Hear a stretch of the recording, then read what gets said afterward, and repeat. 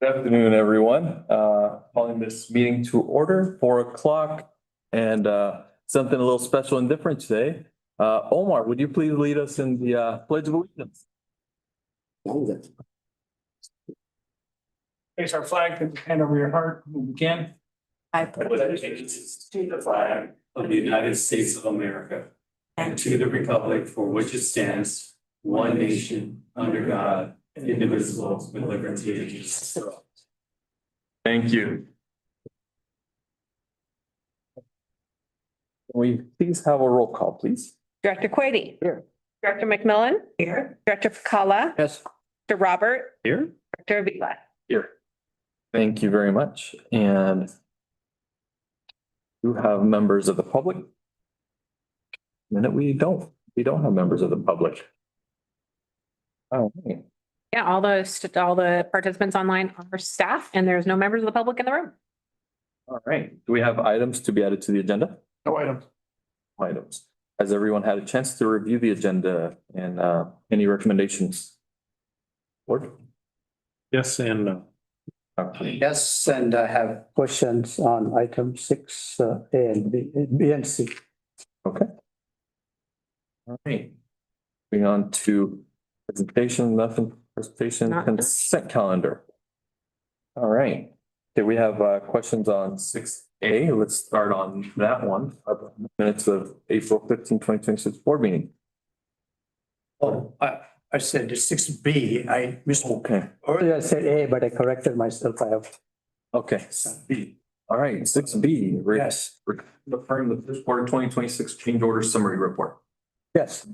Good afternoon. Good afternoon. So the change order numbered 1-5 and 4-1.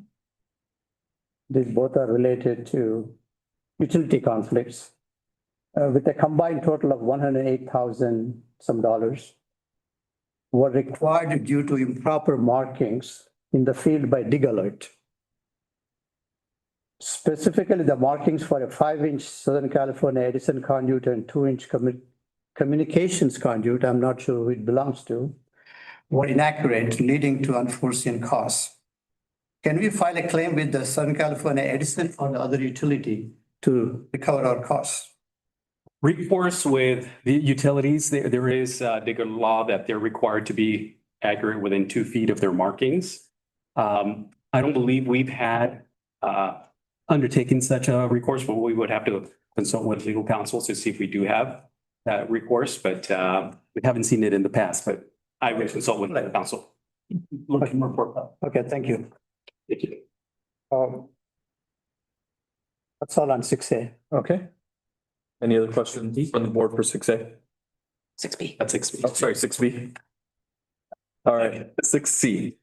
6C, correct, okay. All right.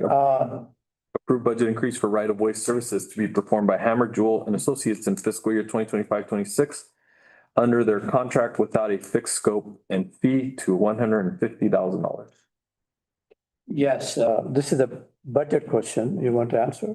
Yes, that would be me. Not engineering, this. Not engineer, okay.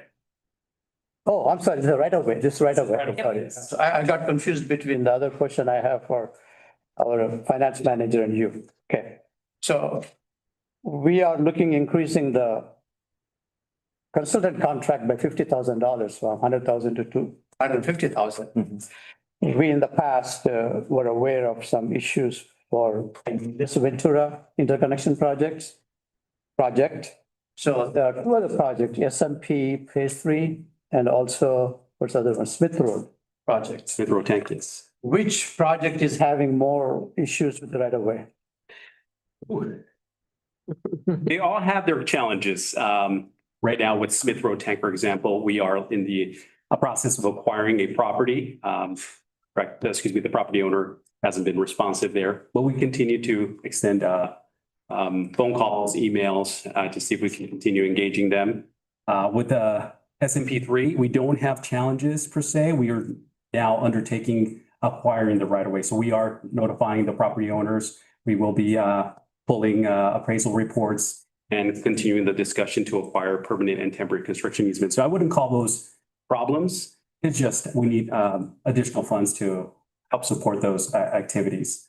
Now with Ventura interconnection, we have one case in the domain that's underway. Yes, we were aware of that in the closed session, yes. And then the other activities are really related to us completing our coordination with the other underlying property owners. So they grant us the required right of way. So I wouldn't call those problems at this moment. It's more continuing effort to. It's the normal efforts of acquiring right of way, but there's no special situations for Smith Road tank. Not at this moment. That's something, that's fine. Yes. Okay. It's just a usually high right-of-way level, acquisition level of effort for us at any one time because of the projects that happen to be Okay, proceeding at the moment. all right.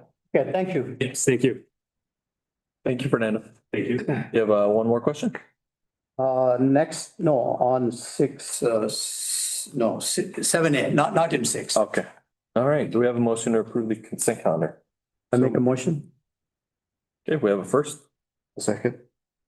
We have a second, actually, we have members of the public now, so I'm gonna go ahead and before we make this motion, ask if there is any questions or would any member of the public like to speak on on this action item for the consent calendar? Please raise your hand. Nothing? Okay, we have a first and a second. Roll call, please. Director Quady, Aye. Director McMillan, Yes. Director Pacala, Yes. Director Robert, Yes. Director Avila. Aye. Consent calendar passes. Thank you, everybody.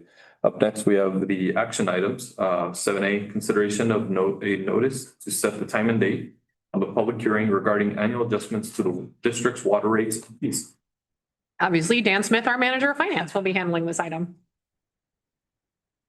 Good evening, directors. I'm going to kind of walk through. Some of you have seen a lot of these slides because a lot of the same slides I presented to the purveyors on Thursday. And so I'm not going to go through the Metropolitan. I'm going to kind of skip that part of the presentation because we've already done that at the last board meeting even. So I'm going to kind of go in and this is pretty much, we've also shown these, but these are important.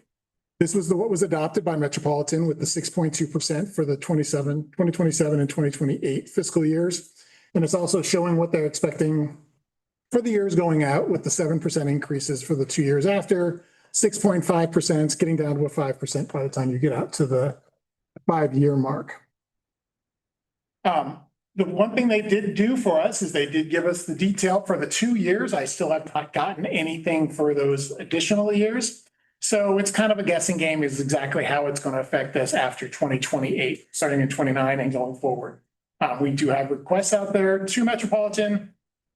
They're probably still working through all their numbers as well. So we hopefully will get some by the time I get back to the board. Second meeting in June, maybe when I do the budget. But overall, you can see that they are decreasing their full service treated water by 7.1% because they're moving money down to a fixed charge.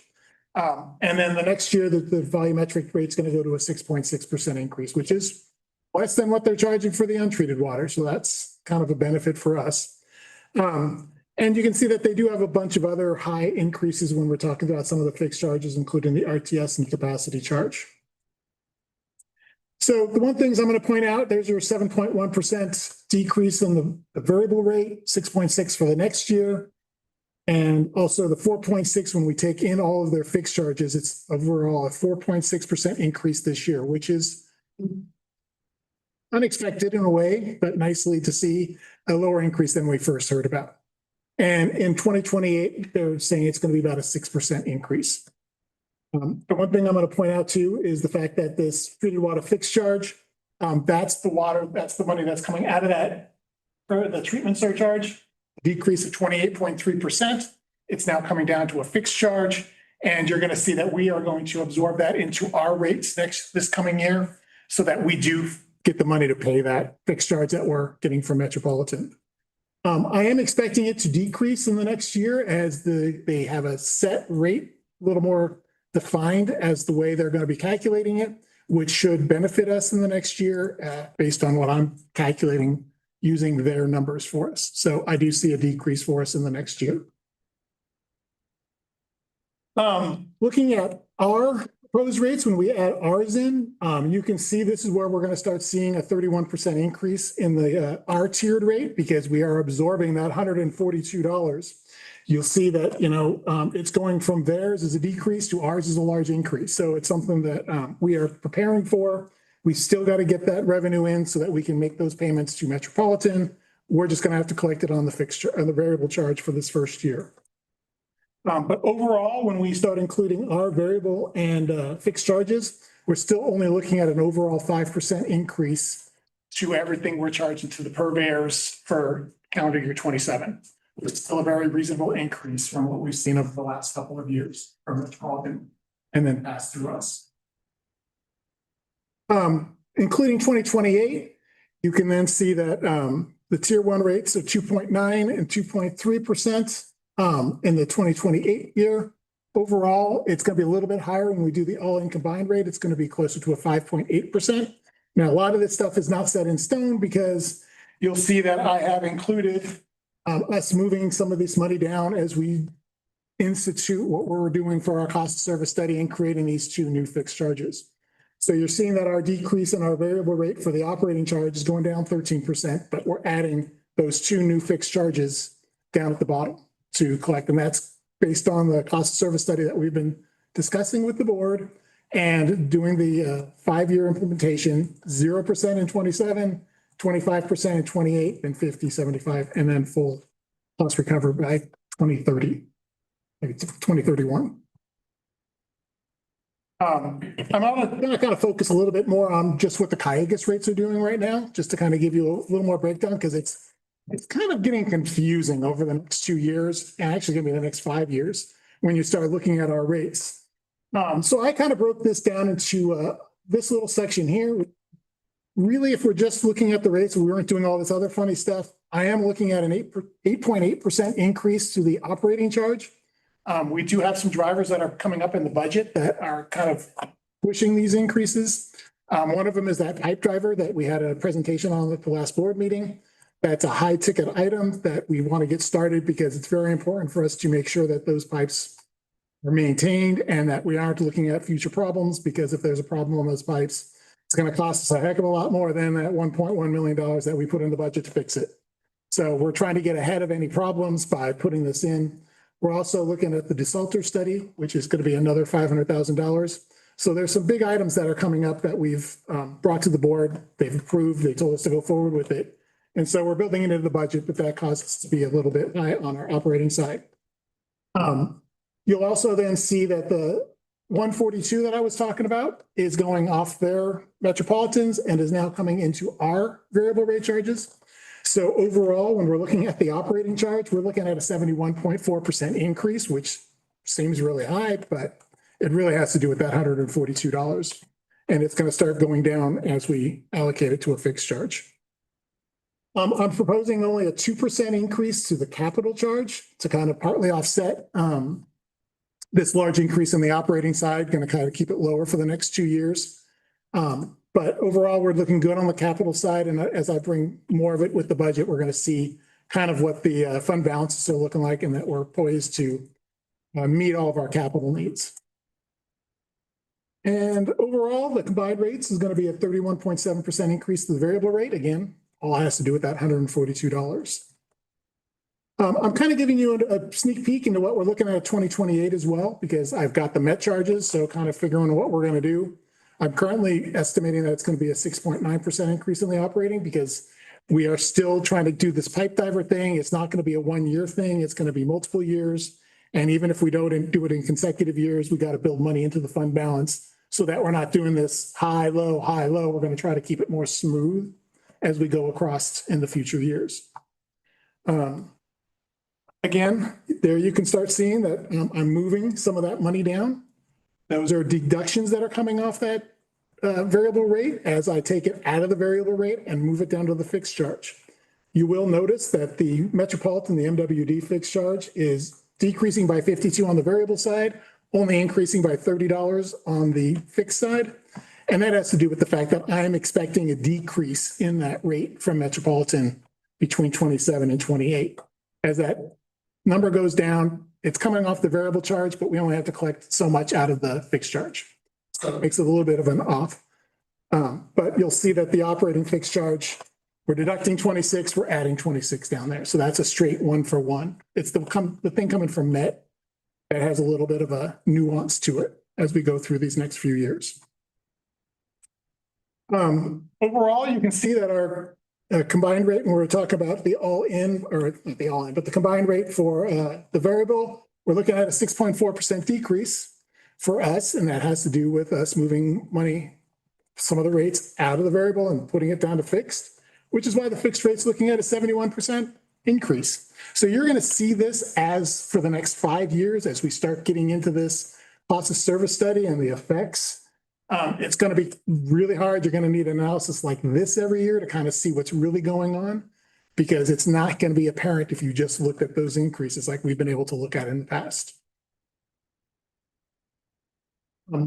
So to kind of give you an idea of, since I can't really put all the projections up, I'm kind of giving you a sneak peek as to kind of where I'm at right now. You can see I've already covered 28, where we're looking at about a 7% increase and a 2% increase in the construction. After that, it kind of levels out, and we're looking at 6% and 5% in the operating side, as well as 4.5s to 4s in the capital side. I mean, that results out to about a 4.5, 4.4% increase between the two combined for our variable rate over the next 5 years, 6 years. So those are pretty reasonable increases. It's nothing outlandish that's going to really stand out to people. But really, that next set of numbers there is what people are going to see because of the way we're moving stuff around. You're going to see that the tier one is actually not increasing, it's decreasing for the next 4 years as we move that money out of the variable rate and stick it into that fixed charge. But the overall total increase is showing pretty low for us. A lot of that has to do with that Met. It's really that Met increase and that fixed variable charge that we're getting from them and how we're handling it is kind of skewing these numbers. So it's going to be hard for us to take a look at. But overall, we're going to look good on paper. To kind of take a look at the Met stuff and kind of where they're at with all their increases, how it's going to affect this, I kind of just put a flat amount, what they gave us, the 7%, the 6.5s. I couldn't break it out into anything else because they don't give us anything, what their RTS is really doing, what their capacity charge is really doing, what the new fixed charges are going to be doing. So we kind of left those the same, and I just plugged those numbers into the untreated variable rate that is part of their calculation. And so with that, we kind of get to this Met increases are going to be the 6.9, 7.2. And then as they drop theirs, it's going to be 5.8, 5.9%. So they're still up in the 6% range overall because they've got some of these really high RTS and capacity charges built in from back when they were doing the old 9.5 and 9s. I left those in. So it's raising up their overall into these 7.2s and 7.3s. So again, it's not that accurate, but it kind of gives you an idea of where Metropolitan's looking. I don't know if they're going to change it. They didn't change the RTS when they dropped us to the 6.2% increases. The RTS and the capacity charge actually increased when that happened, not decreased. And that's where we're ending up with some of these, you can see them on the next few slides, really large increases in those two. And then overall, you can see that they're going to be pretty mild because we're moving some of that money down to fixed charges. These are small increases on the tier one. Even with Mets, it's 2.3s, 4.2, 3.9s, pretty small increases on the variable rate. But the total increases are about where we'd expect them to be. They're in the 6% range, 6.5% range. So this is, until I get more detailed information from Met, this is kind of where we're sitting at right now as far as projections going forward. Kind of give you a snapshot on the projections. So you can see, and I left those 2 big years in before as the drought hit and we sank down to the 60,000 acre feet of sales. We've slowly built back up. Last year, you know, we almost hit 76,000 acre feet. We budgeted 75,000 this year. We're on pace for about 73,500. So, I mean, you see my water sales project analysis every month. We're a little short right now. I don't think April is going to necessarily change that. It's been pretty cool, not like March. So I'm expecting it to kind of still be on budget for that month, which would still leave us probably close to the 73,500. So that's really what I'm looking at for the budget for next year, is to leave it at the 73,500. There's talk of El Nino. Sometimes that means rain, sometimes it doesn't. But if it rains it will definitely hurt the water sales. And so I don't want to be budgeting extra when there's a chance it could be a rainy year next year. So kind of taking that into account.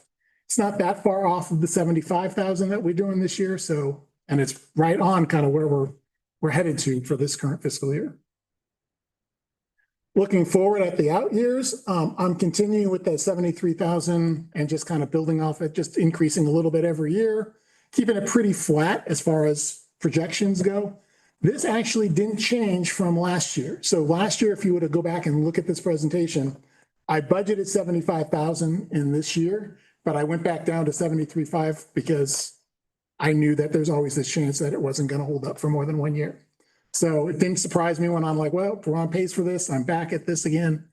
So we're just going to continue forward. And if we get more sales, that's good. It's going to help us in the future, helps us put money in the bank for future droughts, for water rate increases, and we can kind of see where we go from there.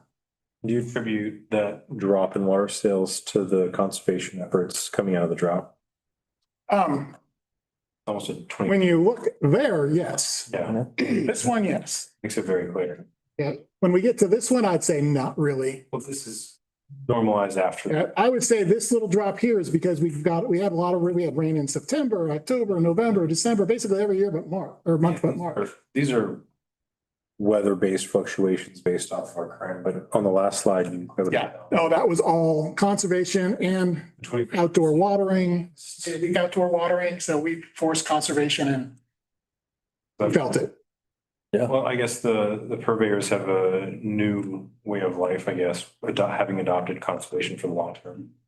Yes, California has a conservation as a way of life. Oh, yeah. And it pushes it down to all of our purveyors.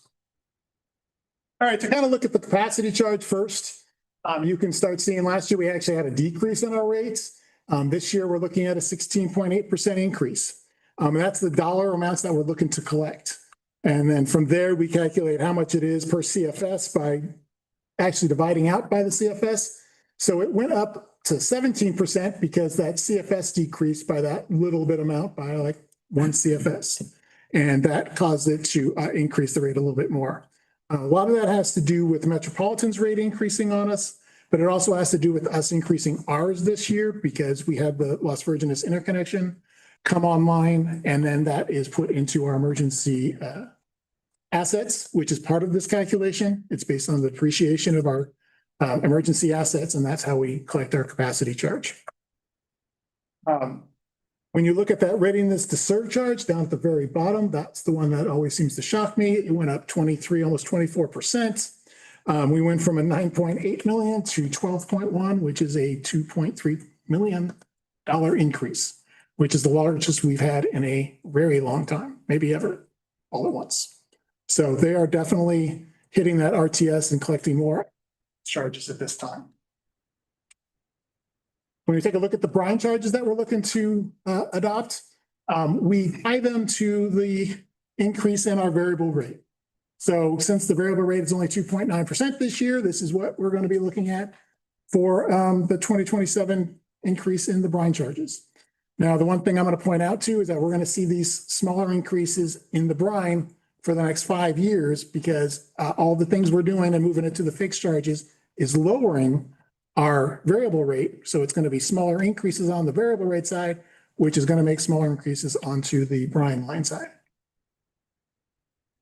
And I think lastly here are other two charges. One is the wheeling rate that we're looking at a 5.9% increase. We went through, we add all of the assets that were added at the end of the last audit for the distribution system, which really consists of pipes, pumps, and the SCADA system. That's all that's included in there because it's really a way of calculating how do we get water just running through the system without actually doing any of the other, no storage, it's just wheeling.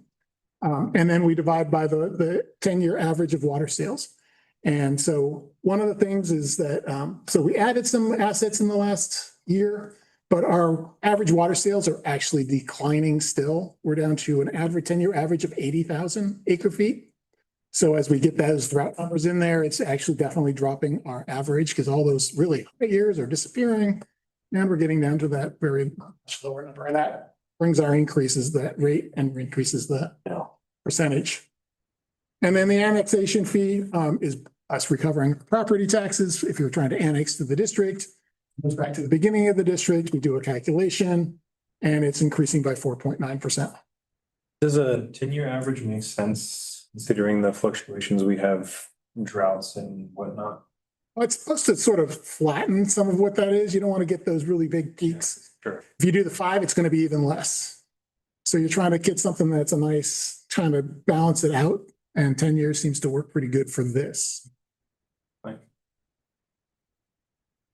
Questions about representation. Yeah. How far out that is versus what recent history is indicating. Yeah, That's the trade-off. it is. Yeah, I guess the question is really representation of change. Because if you go too far back, it's not historically, or it's not representative, it's more historical. And if you don't go back far enough, then you're reactive to fluctuations, not normalized. Right. Yeah. I mean, if we ever get somebody that's doing this on a regular basis like Ventura, it's going to be nice to have it more stable and instead of this fluctuation. Right. So our next steps, we're going to set the public hearing at this meeting and try to set it for July 1st. Then on July 1st, we're going to hold the public hearing and then consider adopting these rates. All right. That is all I have. I'm ready for the questions. Thank you, Dan. All right, let's go to the board. Who wants to go first? Any questions, comments? I was just making fun. Thank you very much for all the detective work. It sounds to me like there's a lot of fun trying to guess metropolitan, which is what we're trying to. It is. It's fun trying to get it all in and figure it out. It's harder when they don't give you the information really quickly. Hard for me to present it to the board on my board and say, hey, this is where I'm looking at. This is what the projections are looking at. But these projections are probably pretty close. I just like it, I'm a numbers guy. I like accuracy. Well, I just want to thank you for a great job that you're doing on the finance side. Even your strategy about projected water sales to come right on the dot. You should be a weatherman. So not because I'm predicting rain next year. So, and also I appreciate you working closely with purveyors. And when I come to these meetings, I see interaction and they're participating nowadays. I mean, I see their participation on their side and you make it simpler so it's easier to understand, even though there's so many numbers. You really make it easier to understand. I do have one question though. When we look at the Calleguas variable rate increase for calendar year 2027. If you look at the dollar amount, how much you're saving versus the fixed costs, which is like what, $142. That's coming from Metropolitan. I'm talking about coming from Metropolitan. Yes. So if you look at these two numbers, what's the net for 2027? Is it a net increase or decrease? What is that number? In far as revenue goes, No, the difference, what by Metropolitan changing from variable to fixed? And we have two components. Yeah. Correct? You'd have to assume for the same amount of water, it would be the net difference. The same 72,000 that we are. it's hard to say. I know that I can tell you that the overall rate increase for the treated water decreased in 27. And we're expecting it to decrease again in 28 because we're not going to be charged as much. So there had both fixed and variable, It's still decreased, yes. I had it up at the last meeting, but I took it off because this was like the third time I was throwing it up there. Okay. I was like, no, they've seen it 3 times. Nope. Okay, that's good news. It's decreased. I thought maybe. It's actually looking to decrease for the 27 and for 28. Okay. I think, and I think if I can build off that point, I wanted to say something that maybe we look for at the public hearing, but something that can say bottom line, if these changes happen as expected for this amount of water, that's the average for, our purveyors, what would be your net effect? For each purveyor? No, not each purveyor, but total. Just if you were our average purveyor, you would take this amount of water and your net effect would be this, I think the problem is we don't have an average purveyor. We've got some pretty variable situations. Just pick a number in the middle. I think we have done it in the past by purveyor. Dan, is that right? We could do some of this as to, I mean, it could get pretty close. Yeah, I mean, 'Cause I've done estimates on the RTS and on the capacity charge. We already know the capacity charge allocation. So we could kind of show what they're all gonna be paying on an annual basis. I would just pick a fixed amount of water and just say, if you took this water in 2026 and you take the same amount in 2027, this would be the difference in this change. Right, so I mean, Just because I think it's, And it might be pretty easy for their own finance departments to figure this out because they're gonna want to look at these numbers and figure out what their budgets for it. sure. you, I think if we can at least show them what it is for us from year to year, but based on our 72,000 for us, Yeah, what's happening to us? we can provide them that information. Yeah. Or maybe just a range, it's, I mean, so if when we're looking at this, you can kind of see, this is what I'm talking about, that combined all-in rate. So in 2026, it's $2,289. That's the very bottom line, combined all-in rate.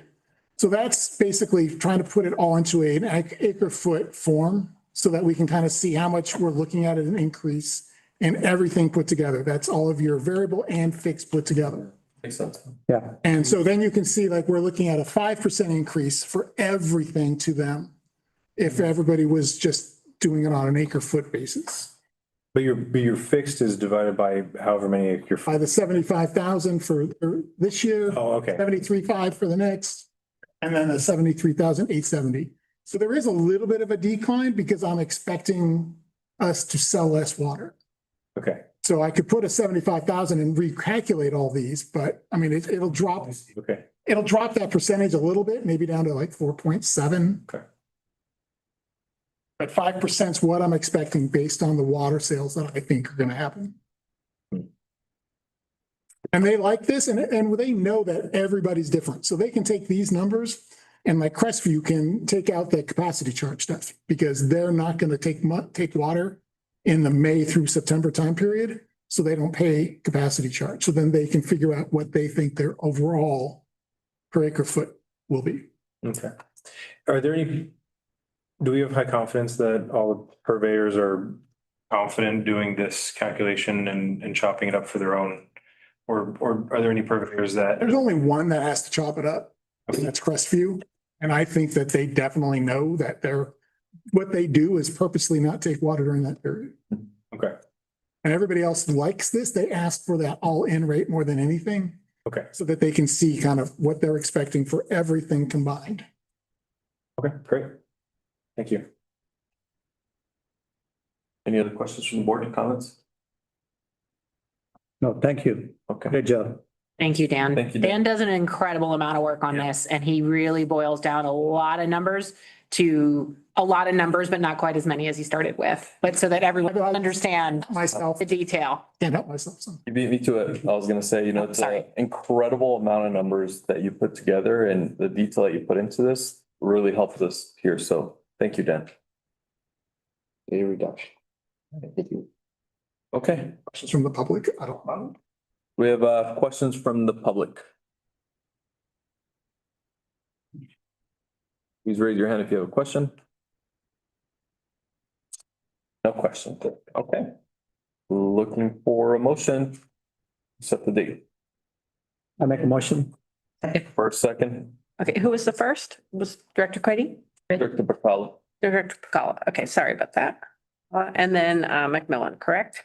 Correct. And then Director Quady? Director McMillan? Yes. Director Pacala? Yes. Director Robert? Yes. Director Vila? Aye. Thank you. Motion passes. Thank you.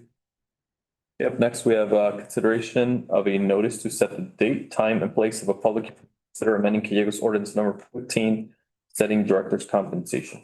Yes, so Tricia Ferguson, our Manager of Human Resources and Risk Management, will be presenting this item. Right, good evening, everyone. So let's talk board compensation. In the admin code, the directors have the opportunity annually to review their compensation for the year. For the California Water Code section, you have the opportunity to increase your compensation by 5%. What that looks like for this year, 5% on your $240 stipend would be $252. It's a $12 increase if you chose to go that route. The directors can vote to increase their compensation anywhere between 0 and 5%. This is a comparison from 2024 to 2025 of compensations in the area, in the water industry. Calleguas falls with the gray highlight there. And the average per meeting rate is about $261. The median is about $255. And as you guys know, you're at $240 currently. This is the history of the board stipends for Calleguas up to 2025. Just kind of wanted to see it in a bar graph. So today what we're looking for is to find out if the directors want to consider that. If that's something you do want to consider, we will need to have a public hearing to do that. So we would bring that back to you. We would propose doing that on May 20th. Which you missed a little bit of a discussion we had before the board meeting that May 20th may or may not be the date due to various director availability. So at the next meeting. Can we do that? Yeah. Excellent. Thank you. What's the timing on it? Would that preclude us having the meeting or 1 week earlier? If that ends up being the better date? We were going to talk about this at the end, but I hadn't thought through the implications for this item. I'm sorry. Yeah, we give 60 days notice, or it takes We have to go to public hearing first, and then it would be 60 days from. Okay, so Yeah. do we do have a specific time frame between setting the public hearing date and when the public hearing can be held? there's a newspaper posting requirement that we have to comply with. Would it be safer just to say that we'll do it at the first meeting in June? We can do that. The last date that we approved. It becomes effective 60 days. You don't have to wait. 60 days later. So it just, They're all weird and confusing. it would push that out. The compensation start date, effective date. Because it's calculated off of you can raise it after the operative date of the last adjustment. It's 1 year from the Okay. operative date. I just think we have more certainty about the June 3rd meeting date than we do about what we're going to do in May. And we were going to talk about that at the end of the. Well, and seeing that we have to do newspaper posting, better to just set it for a very specific date and key the newspaper posting off of that. And I think, And like you said, the only thing it impacts is the effective date. and I did have a message. Our meeting that started. I think I can be here on May 20th. Oh, sorry. You beat me to it, that we're gonna talk about it. Look at May 20th. Yeah, I'm good. Yeah, it was just Director McMillan and Director Pacala were both saying they were going to be remote. And then Yeah. Director Avila was a little uncertain about his situation. And it sounds like that's, It's ever shifting, but for right now, it's good. oh, you won't be here on the plane? Okay. So We won't have a quorum. we won't have a quorum on the 20th. So we will have to figure out an alternative meeting date. And perhaps then the best path forward here, if the board wants to have a public hearing on its compensation, would be to set it for June 3rd. And we'll deal with scheduling a May meeting later in the agenda as planned. Correct. Well, it all comes down to effective date. If it doesn't work, effective date will be later. Yeah. But I think we have to say what date the hearing is going to be when we do the public notice. Well, wait, the more important part, let's talk about the topic. Do you guys wanna, is that something you guys wanna bring up? I do.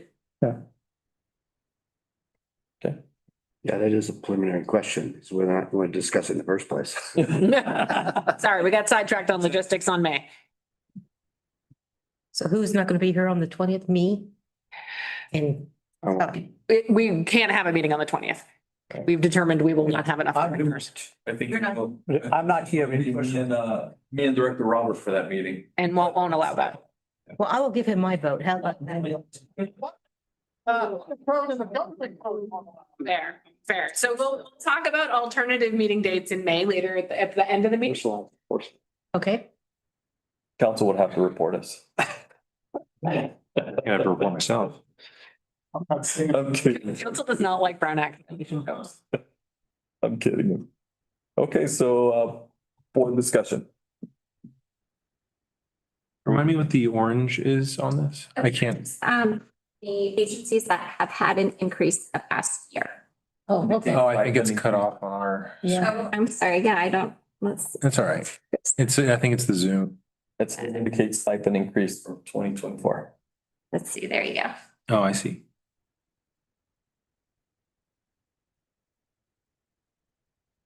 For me personally, I'm content with what we get, but I'll leave it to the board. Yeah, I mean, I think I've felt kind of the same way, and I'm glad that we're well below average on this, and below our neighboring agencies. I always like to be in that position, and I wouldn't personally care to increase our stipend compensation, but that's. Well, the increase again, is so small. And what we've always been trying to do is to make sure that we keep our salary competitive to attract the younger people. And, you That know, is fair. I make plenty, but you guys, you know. And even with the increase, it still keeps us below the medium. Well, the way I see it is, I would think we have to make annual adjustments if a given board member does not want to report the meeting, they don't have to. But at the same time, if you don't do it annually, we'll be way behind. I don't think it's fair for the board members. They're all volunteers and the law allows you to do it. My thought process is, right now the staff is saying maybe we could consider $5. And it's only 2.08% increase compared to the water code authorizes 5%, way below 5%. I think we've more often been pretty below. I will say on the flip side of it, the cautionary tale from I guess city council in Virginia, one year they didn't do increases for years and allowed them to stack their percentages. And then one year they said, well, we're way behind. And then Then you get public kickback or pushback, and then yeah. increase it all at once, and there was complete chaos. Right, exactly. And the same thing happened in City of Moore Park. They were not doing it. Suddenly they increased thousands of percents. And then to correct it to be, yeah. So You didn't have to do that here. I mean, we're limited by 5% per year. Yeah. I think, isn't there something where if you don't do anything, then it can be the amount of percent since you last took, Correct. since you last added? Yes. I think for that reason, we always try to increase a little bit. Right. What was COLA?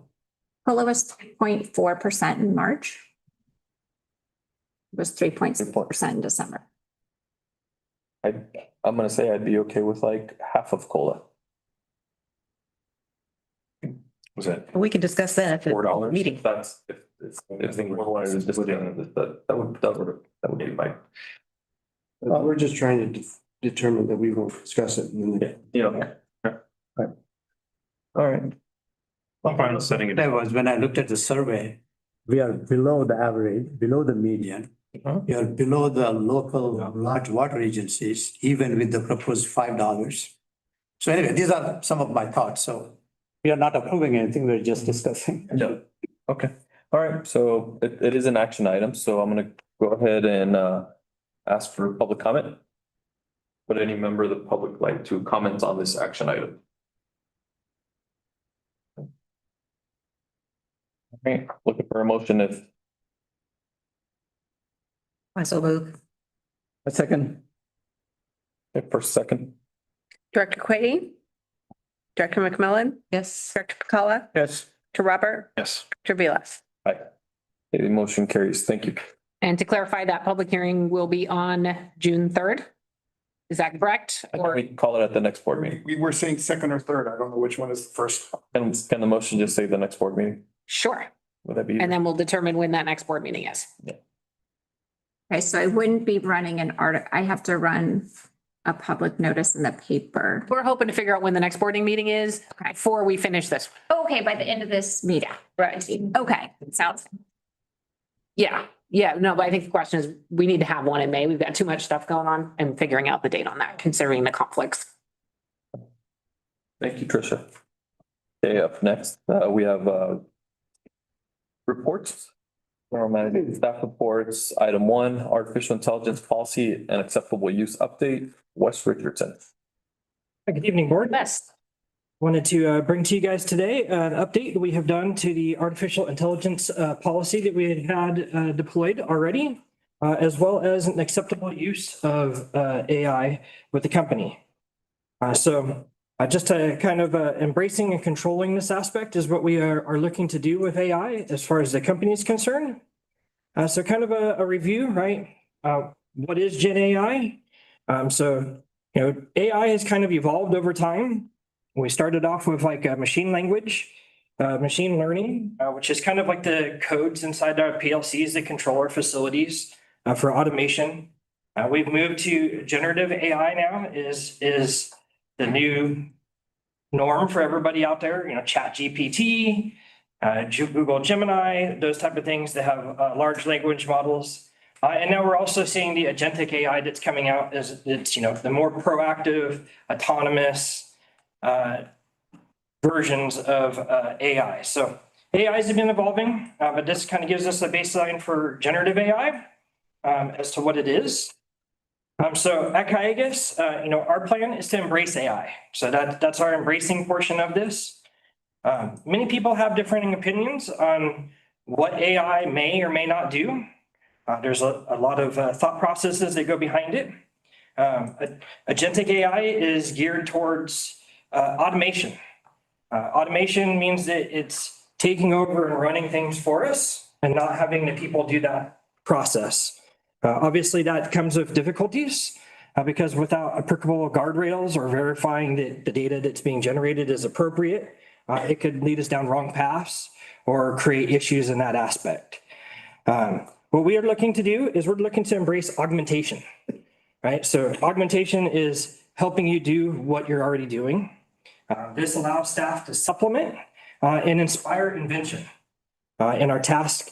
And by doing that, by inspiring us to do more and learn more with AI, it raises our abilities and provides new ways of providing our safe, reliable drinking water that we're doing right now. Some ways that we are already kind of embracing the AI include, creating social media posts so that we use that to help us do that, drafting memos, creating SOPs, translating our outreach media, and creating study guides for state tests. So, those aspects that we're already utilizing it and embracing it in is helping us increase the efficiency, add capacity for staff. And then there's this capture and transfer of knowledge that we're trying to do as staff are starting to move on. With AI, there's always going to be the potential for risks. Risk can come from how we adopt AI use for staff. So if we are wanting to inspire and not replace is what we're trying to do with AI implementation. But we want to help staff in that aspect. If they are despising AI, right, their likelihood of creating work slop or not utilizing AI to what we really want AI to be able to do, the augmentation aspect, becomes a thing. Work slop, I got it here for you guys on the slide, is unreviewed or low quality content that shifts the burden, clarification, correction, or completion on the colleagues, partners, or the public. So it's a real thing. It's a lot of what's been going on with AI. And typically what people are seeing is that it's the resistance to using AI. People are starting to use it because they're told that they need to use it, but aren't really dedicated to trying to utilize it to help them move forward. So that's why we're in this augmentation, and that's what we're trying to push that forward. Obviously, other risks with AI use is data exploitation, copyright infringement or plagiarism we need to worry about, or incorrect data, because you can do AI poisoning is definitely a thing. You can poison AI models and all of a sudden incorrect data is being spread throughout areas. So that's not a good thing to have. So for us, the implementing programs, we came up with a new AI cybersecurity policy. This kind of comes on the heels of NIST finally providing guidance. So before NIST finally came out with guidance on AI use, it was kind of just the best use case principles is what everybody was implementing into their AI cybersecurity policies that they had, which is what our original AI cybersecurity policy had. It's more of a making sure you're you are certified or getting the word today, but qualified. Thank you. You're qualified to verify that the data that it's creating is correct. You're notating the use. If you've been notating, if you're using it, you're supposed to notate it. it was those type of items that was this kind of the general use case that everybody was involved in, right? So as NIST picked it up and they've come out with governance models on it, that's where we went ahead and adopted that governance model into our policy. Basically, it's covering the process of governing, mapping, measuring, and managing AI risk. So that's what we did with our policy changes. And we created this specific use application cases and banning use of all others. So we'll kind of get into the specific use application cases, but to be able to verify that we are secure in making sure that our data is not being sent out, our data exfiltration, those risks that we were talking about before, we need to be able to control the AI use.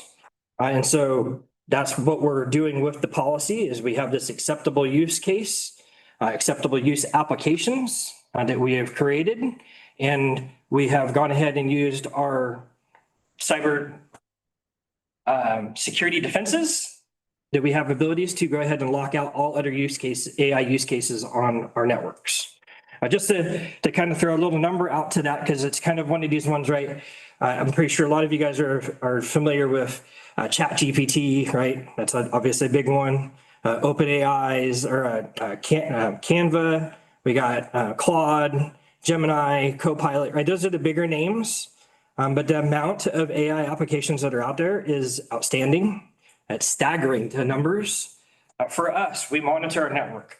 So anybody that walks into the facility and connects to the Wi-Fi network, that's monitored through our monitoring process. AI applications is one of the categories that we're able to break down that data usage. Quarterly meetings we have with our networking consultant. We have somewhere on the order of 130 to 180 different AI applications that have been accessed throughout our network. So those numbers are drastically large, right? And that's why we're controlling the use, because some of those applications are category risk and a high category risk, right? We don't want to be using those because of that reasoning. So now we're able to, with the policy, we're able to bring that list down to the ones that we actually are going to have control over. And so I'll get a little bit more details on that in another slide here. But as far as implementing the program, the second part of this goes into training the staff, right? Finding staff training opportunities, assisting them in the use. And we really want to push the theory of augmentation, right? The augmentation and utilization for those creative juices, the things that we as staff members, when we came and started working in the water industry, was like really like, hey, this is why I want to be here. This is really cool. This is the thing that I would love to explore. By helping augment that, now we're going to be able to accelerate and push those theories, those thought processes, the things that they've been wanting to learn about, wanting to push and make better. It helps move that forward in that aspect. So that's what we're trying to keep further developing our talents with this. And so obviously embracing is going to meet controlling, right? So we kind of have to get to that point where we are controlling. And controlling is following the guidelines for policies. So for our controlling use, for our employees, they have to submit a use approval form. So we have a use approval form. So if somebody wants to use an AI application, they have a form that they'll fill out. They'll be able to say, hey, I want to use ChatGPT, and I want to be able to, help it create SOPs. And in that, there's a lot more data they're giving us. And the data they're giving to us is like, well, what kind of data are we going to be implementing into that? Are we going to be implementing only public data that's, has a low risk case? Are we going to be implementing internal data that we have that we need to have to worry about? Is that internal data going to stay internal, or are we going to go, is it going to be accidentally exposed externally? So there's a bunch of information that they fill in on this use case form that then comes to IT for approvals. So IT assesses the risk on this. And then we come up with allowing or denying use cases. So much like I told all the staff when we talked to them here not that long ago, is I'm not going to be in the habit of being the person to say no for everything. All right. So the denies are probably going to be a lot smaller. More so what the denies end up becoming is a controlling aspect of what you can use it for.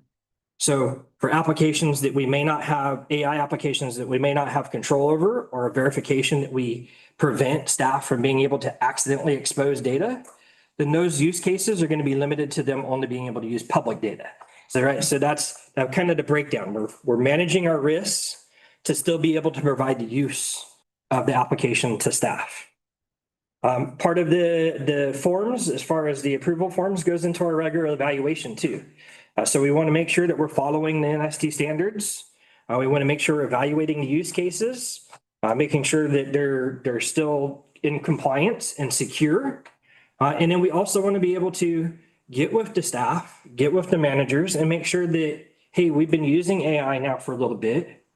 Are we seeing improvements? Are we seeing efficiency gains? Are we seeing those gains that we want to see?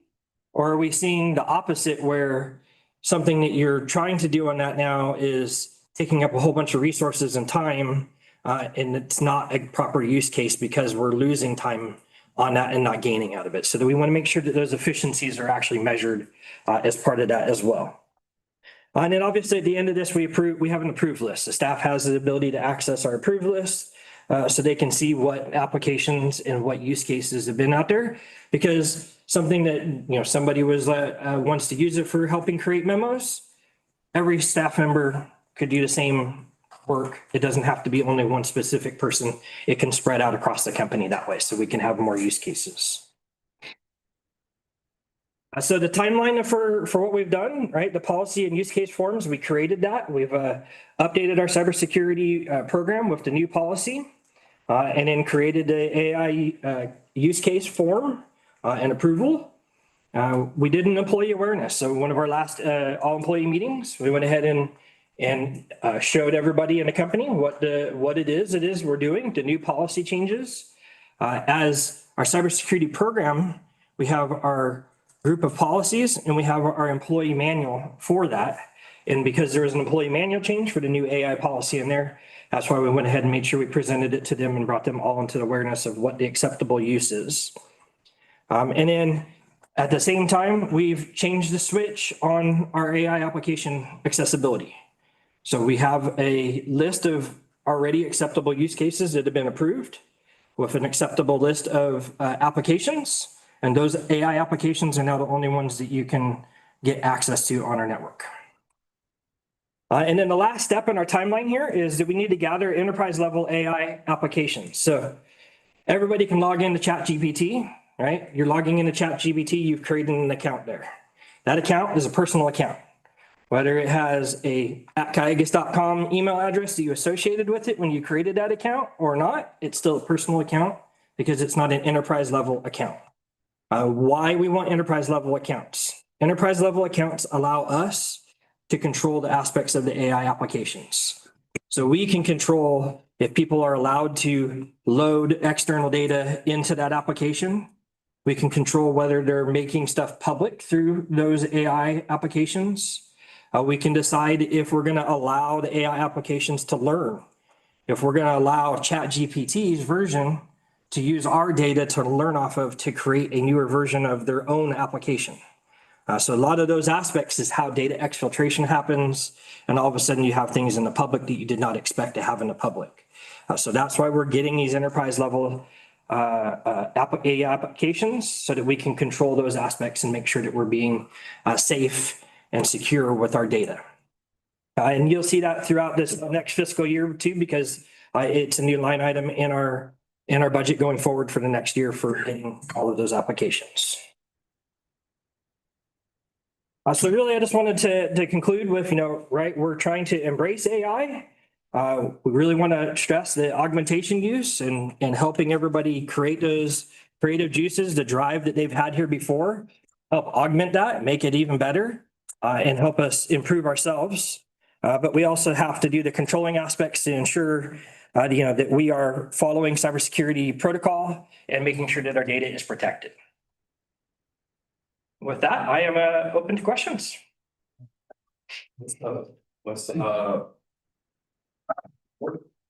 How many enterprise level accounts do you have now? We only have the one, which is Copilot, because it's part of our Microsoft licensing package that we already have. We are in the process of acquiring our Google domain as we speak. So that process has already started, which will give us enterprise level access to the Google domain and Gemini. And then we have quotations already in from OpenAI's ChatGPT that we will possibly be getting, starting that process now before the end of fiscal year, because the way their billing cycle works, it works. So we may be able to fit it in start already fitting it in with our current budget cycle. And then we will be looking to get in with Claude moving forward into the next fiscal cycle. And then we already have a Canva account that we're using for some Canva. Canva is very limited to the amount of people staff that are actually utilizing it. So that's an account we've already had for a little bit. Each account has an annual fee. That's correct. They're per user fees. Some of them we are able to do annual charges through. Some of them are going to be monthly charges because that's their billing practice that they do. The approved use list. Yes. You mentioned, do you have a running list so staff members can see what's been approved? So. Yes, it is on our SharePoint page and available to all staff to see. Okay, so you did create a use list just off the get-go before anyone started. Yeah, we coordinated with all the managers to see what uses we had already had, what uses people had already been doing. And brought those in and then determined based off of what those uses are and what applications they are as to what we could allow, as whether it could be internal data only or external data, or that type of a thing. So I used that to base off the initial driving opening list. You mentioned there was about 180 different applications that had been used through the Wi-Fi. What kind of stuff were you seeing? I mean, what? It's interesting. I would say is the likelihood, there's some that have, like Gemini, ChatGPT, the amount of hits that they have is like hundreds, thousands hits, depending on how often somebody's accessing it on the network. So those numbers, if you look at them in the number of hits that they've had, those are the big applications are the ones that are being used the most. But then there's all these weird oddity ones that I honestly don't even remember their names nor could tell you what they were because they're just, Flowers AI or something. It's just weird. Like seriously, you look at them and you're like, is that even a thing? And what a lot of those are is sidebar loads. A lot of times you go to a website, right? And your website has sidebars to it. There's running ads in it. Well, sometimes those ads are utilizing an AI process within them. And because they're using them and they're loading it over a network, so that's why they come up with these. And so they'll be random and they'll be like ones or twos, so it's very infrequent. It's something completely random that was detected, but not like it's actually fully in use. So last week, when you sent your PDF form that was for AI approved use policy form you wanted me to sign that I sent back to you that I thought was phishing. I cannot confirm or deny that. I will say that our training was perfectly on point and was not planned. It just happened to be that the phishing email and the training, our DD training, this curricula training this month, this happened to be perfectly timed to what we did. That was not planned though, but that was. Tricked a lot of people. Very much so. I'm curious how many people hit on it so far. I have not looked, so I don't know yet. Okay. Yeah, I've got a couple. So notionally, what level of adoption are you seeing with people embracing AI to augment their workload? I would say a lot of people have already started, right? My IT department is no different. We do that too to help out with some of our troubleshooting that we already do. So there's already been some level of that. And then there's, a lot of people that I would say are not sitting in front of a computer all the time and doing other jobs at the district that may not, have as much interest in utilizing or as much plans to utilize. But yeah, there's people that have already been using it and those people I hear it a lot about how it helps, how it's helped come up with new data, come up with new instances, thoughts that they have not ever thought of before. So I would say that I'm one of the ones that's been on the fence in the past, personally. So it's been kind of a a tear, a riff in myself. Sure. And the more I've used it, the more I'm embracing that augmentation portion of it, for sure. And you said there's employee training. Is that mostly in the de-risking or is that in the capabilities identification and modeling? A little bit of both. So we've been trying to get as many training applications as I can with it. So there's one of the companies we've been using, Innovate US, has a bunch of different, like simplified down to, hey, you can put a document in here and tell it, hey, I need to write this in a 5th grade language, just to kind of get everybody like that understanding of what it can do for you that you may never have had an idea of thinking of to ask it. And then we're working on adopting some more trainings from our vector solutions. There's some more trainings available there for specific instances. As I've been starting a conversation with ChatGPT and getting the pricing on that, there's training aspects that they have for their specific models that we're going to be trying to make available and accessible to our staff to be able to see as well. Training modules or in person? Or remote? Online. Yeah, online. Yeah. And then I guess my other two things are, and I'm not really looking for an answer on the one, but is there somebody at the district who could be a lead that knows pretty well how to set up models for what people want, where someone can go and say, hey, I want this thing to do this. I don't really like when I ask it, I run into a bunch of roadblocks. Can you help me set up the model and the guardrails to kind of help it? Because what I found is if you set it up the right way, it can be great. If you try to reel it in after the fact, it's really hard to bring it back. And investigating how to do that, if you don't really have familiarity with modeling, can be really difficult. But if someone can help you and say, oh yeah, you want to make sure you tell it to don't look for outside information, tell it to let you know if it's inferring anything and those kind of things. So when we adopted a different process, not AI related at work, we've got a POC that helps all the groups facilitate that and kind of get them going. Is there somebody that would maybe be identified as kind of a POC for facilitating AI? That's what we're working on. Yeah. Okay. That sounds good. And then the only other recommendation is if someone comes up with a great model for like PowerPoints or SOPs or whatever, capture that and try to share it. Yeah. Nobody doesn't have to be redone every time. Oh, yeah, exactly. And that's part of why, once we get the enterprise levels, that's the idea, right? Everybody can have a specific model. So if somebody wants to work in one area, they can have their own model, but then they're like, oh, I've got this great thing. Now I can share it with everybody else. So that is definitely the ideas and the plans for going forward. Good to hear. All right. Thank you. Wow. Great presentation, by the way. So I'm just going to cascade a little bit from Director Art talked about and said, so we will be able to track some types of uses that people are coming up with. That is the intent, yes. And so there will be kind of a interface among employees. And then at the same time, will there be some kind of sharing of concepts of use with purveyors? I'm coming from the angle of floating all boats. In other words, one of the things I think is powerful about AI is that they're not so heavily resourced, but I'm actually thinking AI might be able to help less resources in smaller agencies. And one of the things that there's two takeaways I got from Dr. O that talked to us at AWA. And one of them was pick your pain point. So in other words, you identify the most highest priority thing that you want solved. And then the other thing is that you don't, I'm going to blow it now, is you do not use AI, you work with AI.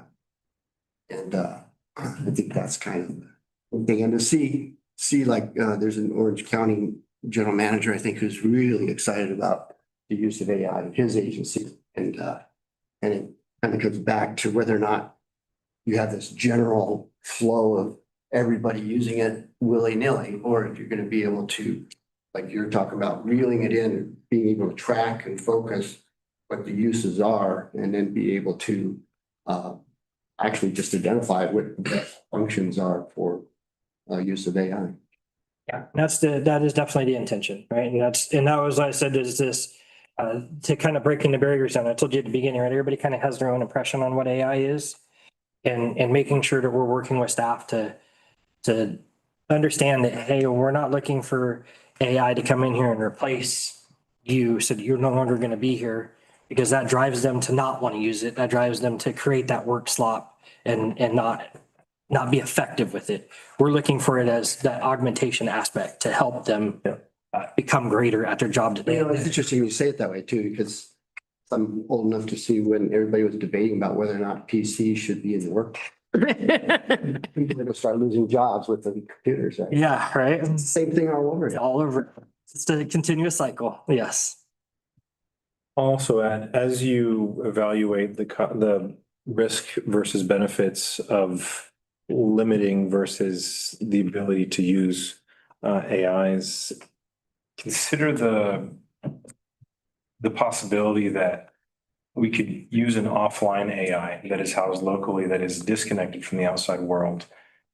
Obviously, you miss out on some benefits, but you do gain security. And so that is also an option moving forward that a lot of people don't realize is becoming more and more popular to agencies and individuals that are risk averse. Yep. So. Anything else from the board? Thank you, Wes. Great job. Thanks, Wes. Okay, up next, we have turf replacement rebates and homeowners association, Jennifer Lancaster. Yes, and this presentation is in response to some questions, specifically the Director Pacala raised a couple board meetings ago about the upcoming limits on non-functional turf and how they affect HOAs and how Calleguas can best support those HOAs through the transition. Great, thank you. So, yeah, as Christine said, this is kind of a continuation of a discussion that we started with Director Pacala a while back, and this really kind of revolves around non-functional turf. So just as a reminder, that's irrigated lawn that is really just there to be decorative. And a lot of people say if the only person that walks on it is the one who mows it, then it's non-functional. And so you see this kind of everywhere. You can see it in parking lots. You can see it at, in entryways to neighborhoods, street medians, things like that. So AB 1572 is this new state law that is part of the state's overall goals to reduce wasteful water use as a component of their long-term drought and water supply strategies. And AB 1572 is only going to apply to non-functional turf on commercial, industrial, and institutional properties, which we usually just use the acronym CII properties, as well as HOA common areas. And so this is going to be everybody, including state and local government, private properties, and those HOA green belts, medians, things like that. Now, there are a number of notable exceptions to AB 1572. The first one being, of course, that it does not apply to residential properties. So it's not going to apply to anybody's yards or anything like that. It will not apply to cemeteries. It won't apply to active areas where people are playing in parks, sports fields, schoolyards, things like that, because then that would be functional turf.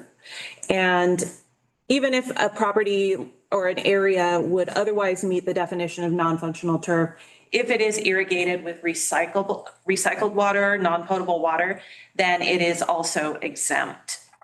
Because this is going to apply only to using potable water. So different sectors are being phased in terms of when their compliance deadline is. So public properties are the first, and educational institutions, and they will need to be in compliance with AB 1572 on January 1st of 2027. So that's coming up pretty quick. And so this is all your public parks, your government buildings, schools, from elementary schools to universities. Next up is going to be the commercial and industrial properties. That's compliance deadline is 2028. And then lastly would be the HOA common areas, which was kind of the topic of our discussion last time. And they're required to comply by January of 2029.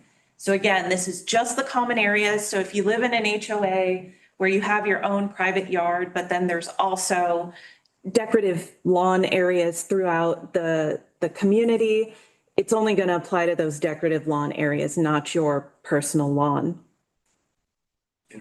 Yes. I'm going to ask a question. So, we have a dog Mm-hmm. and there's very many dogs in our neighborhood. Yeah. They use that, what could be decorative areas. Is that considered functional or not functional? I think that, and that comes up a lot, especially in HOA common areas, because the dogs need somewhere to go. And I think that the state hasn't been super prescriptive on that. They've kind of left the definition of what you're going to consider in those gray areas to be functional or non-functional more at the water district level, because the compliance is at the water district level requirements. So I think for the most part, people tend to think it's functional if lots of people are using it all the time, if it's, a dog area, but if it's, just kind of along the curb and it's not somewhere where you take your dog, then maybe that would be the area that applies. So that is going to be the challenge with AB 1572. And we're seeing that in water use efficiency realms, the discussion all the time about like, I had a question about this. What do you guys think? And people will say, oh, in our district, we've decided that's not non-functional turf. And so, So it might be actually you get as a compliance enforcer on what day? yeah, which makes it really hard. And I will say that, CalWEP has done so much work in this space. They're the California Water Efficiency Partnership? Partnership, yes. And we're a member of CalWEP. Many organizations, districts across the state are as well. CalWEP has really taken the lead in bringing a bunch of this information together and hashing out some of those things and providing forums for districts to talk to each other, because really what we want is to be as consistent across the state as we can, because we don't want that situation of, well, in my neighborhood, my dog park is functional and in their neighborhood, it's not. So I think that CalWEP is really helping with that. And yeah, it's just going to be a matter of feeling our way through some of these that aren't quite so cut and dry. I mean, some people are worried that they're, someplace might just buy a bench and plop it down and say that's functional now. So of course, there's going to be a lot of guide rails around that, obviously something that's close to the street.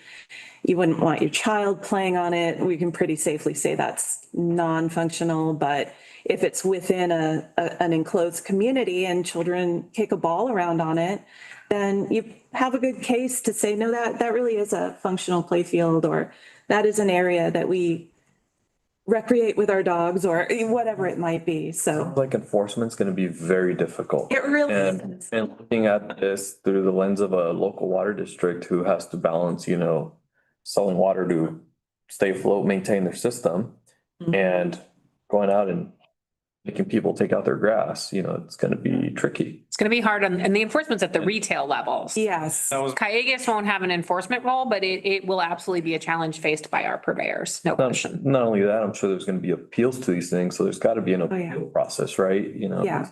It's multifaceted. That's right. And, different communities have approached it in different ways. I will say, like the city of Thousand Oaks, they've been kind of all on getting rid of non-functional turf for a long time. In fact, they already have a citywide ordinance in place where any new development cannot include non-functional turf that is, irrigated with potable water. And if you have an existing development, you need to go back to the city and get a discretionary permit to do like some major renovations or something. They will evaluate your property. And if you have non-functional turf, they will require you to take that out as part of their approval process for this new project that you want to do.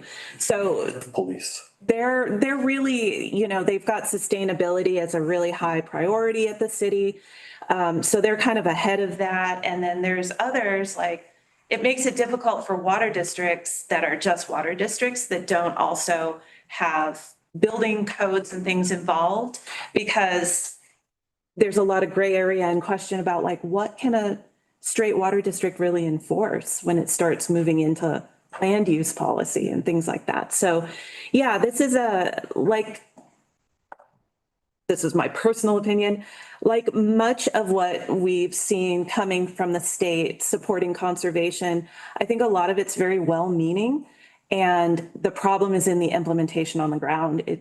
Once you start thinking about how you actually implement it, you start to see so many gray areas, and it makes it really tough for those who have to implement it. It's why we try to support our retailers as much as possible with their framework compliance by getting them extra funding to hire consultants and things like that, because they already have a lot of work to do. And to add this on top it's been a lot for them. I always use the example, I was out by Costco, there's all these warehouses back there. There's a warehouse, middle of the parking lot, there's this patch of grass. Looks non-functional.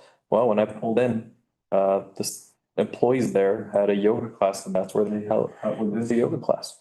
So, somebody from the city would definitely come in and say, that's non-functional. You drive through there at a certain hour and time, you're gonna see that the employees are out there doing yoga on that grass. Right. And I think that the intent is really to like work with property owners and say, hey, this looks non-functional, but if you think is functional and it shouldn't be, subject to this, then make a case. Tell me why. And if it's a reasonable case, generally they can say, fine, that's functional. We don't have to worry about that. And, grass really it does take a lot of water. A lot of places, they don't water the grass as efficiently as they could. There's runoff, they don't reset the timers for different seasons. And so you're overwatering during the winter, things like that. So there really is a lot of water savings that can be found in transforming turf grass that isn't being used for anything else into, a more water-wise type landscaping. And Met's recognized that for over 10 years. And that's why they've had this turf replacement rebate since, I think, the first rebate that was received in our service area was in 2014. So it's been a while that they've been supporting this kind of thing, but that is on a voluntary basis. Of course, you have to want to do a project and then apply for the rebate. That was going to be my next question. You nailed it. Yeah. Basically, if you're looking at some functional turf, but I would hope they'd ask the next question, are you really watering efficiency where you are? I mean, that's a great next step. Yeah. Regardless of whether or not you can discern the functional turf. Absolutely. And Metropolitan gives rebates on more efficient nozzles that you still use on your grass. And so you can get I think it's $2 a nozzle, and you don't even have to change your irrigation. You can just unscrew the ones you currently have and screw on the new ones, and you get a rebate for that. So even where you want to keep turf, there are ways to still save water on it. And, the education that goes into programming your timer and that sort of thing. But, all of our residents and property owners in our service area can go to bewaterwise.com as of right now and get these turf replacement rebates. The base is always $2, but Metropolitan goes after grant funding a lot and is able to supplement this periodically when they do get those large grants. In the last few years, they've also added a tree rebate. So if you incorporate trees into your project, you can get $100 per tree back as part of your turf replacement rebate. They do cap you at 5, but they allow edible fruit trees, things like that. It's not just like specific, native trees or something. So if you want to put in orange trees or something, because really the point for Met to have this program is that, yes, we want to take out the thirsty lawn, but we don't want to just leave you with a bunch of gravel or something left over. We want to make sure that this is still a functional area that has some green and, has some benefit in terms of the environment. So that's why there are guardrails around the program, like you have to have 3 plants per 100 square feet so that there's enough density that, again, it's not just like a big gravel area. You have to have a stormwater retention feature, which keeps stormwater on site, allows it to soak into the ground. That could also be a rain barrel, depending on the constraints of a property or what somebody's project looks like. They don't rebate any areas where non-permeable hardscape gets put in, but if you put something like this path that has areas around it for the water to soak in, that works. And then, to your point, you must also replace or modify the overhead spray sprinklers to, usually what people do is install drip because that's usually what's best for these kinds of landscapes. $2 per square foot rebate from MWD. Yes. That changes from year to year then, depending on how much grant they have? Yes, it does. In fact, in September of this year, it was up to $7, which is the highest that it's ever been. And there was so much activity that money that was allotted got kind of all tied up in reservations pretty quick. And now it's gone back down to the $2. I did mine about 2 years ago. I got $6 per square foot. Oh, yeah. 50% of my cost. Yeah. Yeah, it's even at $2, it's super helpful because a lot of times if someone does it themselves, they can be pretty frugal on the costs that go into it. And so, yeah, that rebate does come back and covers a lot of your direct costs if you're doing the labor yourself. So just some numbers, going back to, again, 2014, and this is through the end of 2025. So the numbers I'm showing you on the left, this is for all CII because Met doesn't, they basically just have 2 contracts. You're either in the CII commercial bucket or you're in the residential bucket. So these are all rebates in CII, about $13.4 million have been paid out in our service area. And some of that is Calleguas money, but most of it's Met money. And that is for about 8 million square feet that have been converted. And that photo of Simi Valley, that's a great example. Simi Valley did all that work in-house, and a lot of what they did was donated, like the mulch they used was from their own landscape department, and they had boulders that they were moving from other construction areas. So they had very little overhead cost on these projects, and the money they were able to receive for the rebate was super helpful and really just like covered their staff labor costs. And so this was super cost effective for them. If we drill into that $13.4 million and look at how much HOA common areas have received, then they've got about $2.4 million, and that amounts to around 1 million square feet converted. Good chunk. Yeah. I know the city of Port Hueneme has a big effort that they've been undergoing to replace a lot of their turf. They're doing section by section. City Hall, some of the local parks. Mhm. It's like all of it. Yeah, and that's actually really great. I will come back and speak to the board at some point when the whole turf transfer or turnkey turf transformation project is complete. But the city of Port Hueneme City Hall and at least one park is part of that. So they got that completely paid for 100% through that program. Yeah. City of Simi Valley, their civic center, and then Oxnard is also getting some of their medians and things like that as part of that program. So looking for ways to do that sort of thing has been really helpful. Do you know if a state or any agency does surveys of how much non-functional turf is in a given area, like county by county or state level? I think as part of the framework, the state has mapped all of the different land uses and like where turf, irrigated turf, non-irrigated turf, and like land that can be irrigated but currently isn't. And they've broken it down and they've given a specific data set to each water provider. And that's one of the things that water providers, we've actually gotten some funding for them to get consultants to help them just digest all that information and ground truth it. And because sometimes, they're doing it through aerial surveys as well as AI, just looking for certain signatures on the aerial photography. And it could be wrong. It could be like a certain area is mapped one way and it's really not. So they have to go through all that data and change it because ultimately that's the foundation of their budgets that they're going to get. So we do have that kind of data at that level.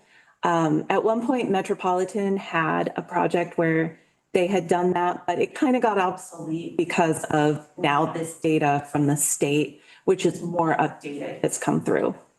So yeah, that is definitely something that I think the state's getting more of a handle on. And again, quantifying that and being able to say. So do you think if Calleguas have this knowledge, if we give that information to the purveyors, or do we have a ability to come up with our service area, how much we have within our service area? Yeah. Share that information with the purveyors? They're all going to get their own from the state data. We don't get that state data because they're not subject to the framework being a wholesaler.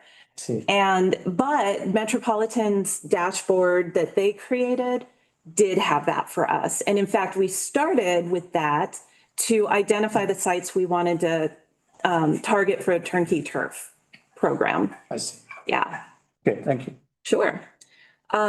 This table here shows how much money we Calleguas have spent on HOAs when we were doing the supplement. So we did the rebate supplement starting in 2021. The board budgeted $2 million to add an extra dollar per square foot to Met's turf replacement program at that time as part of our drought response efforts.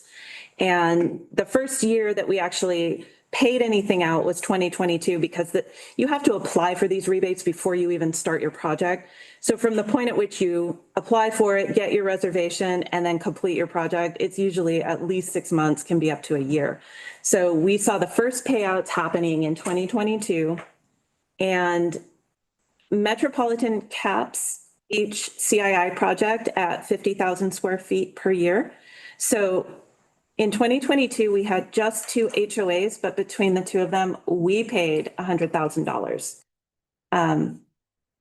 So with Met's money between those 2 HOAs, they got $300,000. So you can kind of see how it went through each year. We were only actively applying the rebate supplement for, I think we ended that at the end of 2023.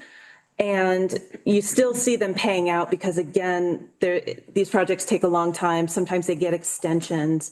And so we finally wrapped up the last of our promised payments in 2025 because people get a reservation at the beginning of the process. So you can see we spent on that portion for HOAs $245,000, and that went to just 18 HOAs. So our takeaway with that was that we get a lot more bang for our buck, so to speak, when we put our conservation funding toward other types of programs, because in this case, it's quite a lot of money and it really didn't reach that many HOAs. So we really try to focus our conservation dollars to go places where it's going to be in like more public properties, things that are going to benefit more people. So if it goes to a community park or a school, you're going to hit more people in terms of like spreading it out, the benefit, compared with like maybe one HOA that has like, 500 houses in it or something like that. And you're just doing some of the common areas. I will say that I think 2 of these were Lake Sherwood. So they had really huge areas and they were able to do a few in consecutive years because that $50,000 limit is per year. So if you have a lot of space, you can break it up and do 1 year, the next year, and still be able to get more rebate for that. So we've contributed almost $500,000 to this program. And by, That's just HOAs. This is just for HOAs. oh, But that was 245,000 out of our total $2 million budget. Went to HOAs. The rest went to residential, public properties, you know, kind of the whole range of what we have here. Our first go around, we did $1 million addition, and then we did another million. That's right. Upward. Yeah, we did the first, yes, thank you, Director Avila. We did the first million right when the drought was ramping up and we knew it was getting bad, and that was 2021. And then when the emergency water conservation program hit, then we did the other million, because at that point, Met basically said brown grass applies. You know, you can still get your brown grass, because usually you have to show Met that you're irrigating the lawn you're going to pull out so that they can be sure that they're getting the water savings. But they removed that requirement during the drought because they knew that we could only water 1 day a week and all of our grass was going to be dead no matter what. So a lot of people were able to still take advantage of this. And then once the crisis passed, then they do their projects, because, you know, new plants take water to get established. And so right in the height of the emergency water conservation program was not a good time to do a new planting. So they were able to put those applications on hold. And then once the restrictions were raised and we got some rain, then they went forward with these projects, which is why we were still paying out into 2025. So our discussion had been around, you know, could we do another turf rebate supplement for HOAs or some other kind of support to help HOAs with this compliance that they're going to have to do by 2029. And so we came up with a couple of things we could do. And again, we heard that these are huge investments and really they aren't something that we've already contemplated in our budget. And, you know, last time we had to use reserves, and we did that because we were in a drought response situation.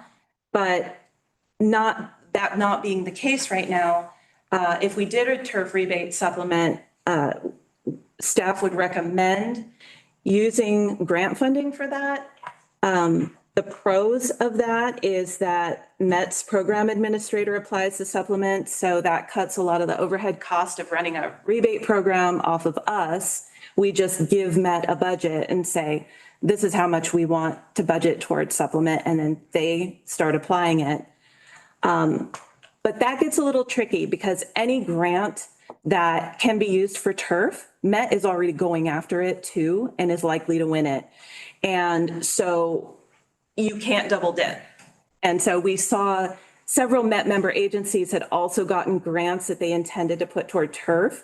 But while Met was applying their turf rebates or their turf supplements to these programs, those agencies couldn't use their grant money until Met ran out of their own grant money. And usually these grants have very specific deadlines attached. And if Met doesn't run out of their money until really close to when you've got to use it anyway, then you leave a bunch of grant money on the table. I will say it still has a very significant administrative effort, even though Met is kind of running it. I was very surprised at the level of staff time that we had to put into it, tracking budgets, talking to Met, talking to their vendor, you know, reviewing things. We'd have lots of requests for unique situations that we had to process. But really, I think tracking the budget was a big challenge because it is an enormous amount of money and it's flying around in like, you know, day to day can be giant changes. So that was more than we had anticipated in terms of that effort. And then also the cost match aspect, even though it's a grant, they usually require you to have at least a 50% cost match out of your own pocket. So that still is money that we'd have to pull out of our own budget.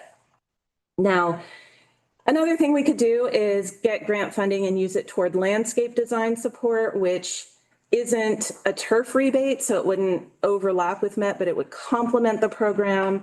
Maybe you give each HOA up to a certain amount of money back on using a landscape contractor to help them design their project, or help give them a certain amount of money toward buying the plants or something like that. In that case, we could target it to HOAs, because with MET's program, it has to go to all CII. It can't be targeted just to HOAs and not hospitals and public agencies and stuff like that. But we could be more targeted if we were doing our own program. That cost match concern is still there. Along with this would be a much higher administrative effort, because we'd have to run it all ourselves. And we'd likely need a consultant to do that, because this kind of thing is often taxable. And so each person that receives the rebate needs to receive, their tax forms as well. And so you have to get a consultant that can handle all of that. And then we also have difficulty connecting with HOAs. Even the retailers have a lot of trouble connecting with the right person at an HOA, because a lot of times they're run through property management companies that might be headquartered in Texas, and that's where the water bill goes. But who do you really talk to about a project like this and make those connections? So that's difficult. It can still be done, but it would be hard for us as the wholesaler. Now, the last thing is something that I actually spoke with the conservation supervisor at Las Virgenes about. A few years ago, they had held a HOA kind of workshop and invited us, because a lot of the property managers kind of transcend our boundaries and they manage properties in both of our service areas. And it was not super hugely attended, but it was attended well, like maybe a dozen representatives from different HOAs and property managers came. And we were able to give them information about, the rebates and things like that. And it was a really great workshop. But again, Las Virgenes, most of their HOAs are on recycled water. So AB 1572 is kind of an interesting situation for them as well as for us, because we're not the ones enforcing it either. So we thought, why don't we put together an email information campaign that includes a lot of that great information that CalWEP has already put together for the public, and really, provides a talking point, a starting point. And we can do an email blast with that. We can have our retailers help us get the word out. We can have the chambers help us identify some appropriate contacts. And then we can have virtual office hours where representatives can come and talk to us directly about their specific project, and we can help kind of shepherd them through the process and answer any questions they might have. That would be a low administrative and time effort. We can partner with other agencies like LV to broaden the reach of it. And it really is a good opportunity to market those turf replacement rebates, which are going to be available to them regardless. That is a program that is very committed to doing. We still have that difficulty connecting with HOA representatives, but I think between using our retailers and using chambers and some, there's realtor groups that may be good in helping us get the word out to property management companies and things like that. I think we could get this out to enough people. So that was one thing that I think we were looking at, and it seemed to be a good way to support HOAs with this kind of almost like concierge help through the rebate process, which can really help. It can trip up people, especially when you're doing this on behalf of like a larger organization.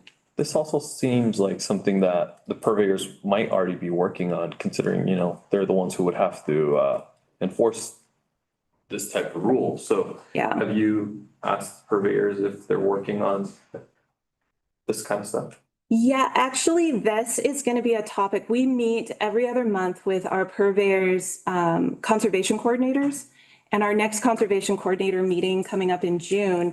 This is going to be the topic, is AB 1572, what they're doing, sharing, because they get ideas from each other. And then also, you know, if the board would like us to consider looking at something like this email campaign, we can talk to the purveyors and say, is this helpful for you if we provide this and then it's something ready-made you can send out? We will do the virtual office hours or support you if you're the one that wants to do it. And let's get some other ideas. I think we're also going to be hearing about different programs that, you know, there's school garden organizations that are coming in, and we're going to hear from maybe some of them. And that's another way to address AB 1572 for schools. In fact, we got MAP funding for Walnut Elementary in Newbury Park, and they're taking out a large chunk of their non-functional turf and they're putting in a school garden, which is going to be right next to their counseling center.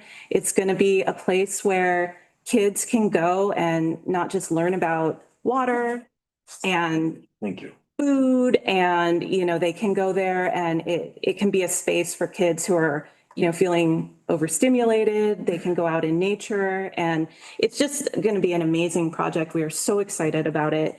And, you know, putting funding into something like that or more school gardens like that, that's another option for AB 1572 support. So as far as purveyors, as you know, some of the purveyors, they really don't have staff to do any water conservation. I, for one, would like support email campaign that you're talking about, which is less cumbersome than any other options that you're identifying. I didn't realize how involved this grant program is, how much staff time taken by Calleguas when you guys were administering. yeah. It's a lot of staff time. And also, if you were to do the email campaign and also talk to the purveyors, what their interests are, it's educate them. Tell them what's out there and what are the requirements. At the end of the day, if we save water, we're going to pay $2,500 per acre foot to Metropolitan. Say, it's good. I know our rates will go up, but we know how Dartmouth can manage adjustments, adjusting his sales. Right. Wizard. I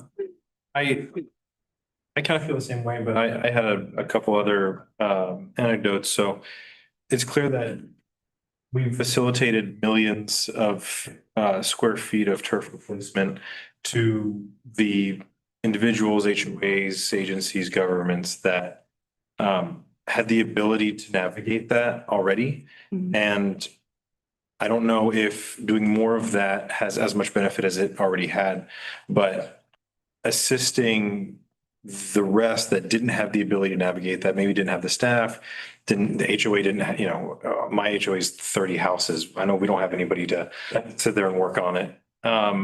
So I like that we're pivoting to, or I like that option would pivot to facilitate different perspective, but also it has the tertiary benefit of assisting our purveyors in a way that they may not be able to facilitate as well. And the ones that maybe are already facilitating, they can say, great, someone at Calleguas knows all the answers, they can answer them very easily.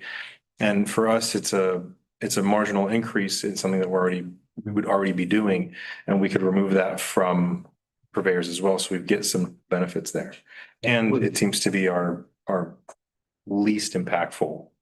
No, would it make sense to include, you know, commercial and industrial or just HOA? Because I mean, it's not just HOA that's being impacted by these things. So it would seem unfair if we were going to do something.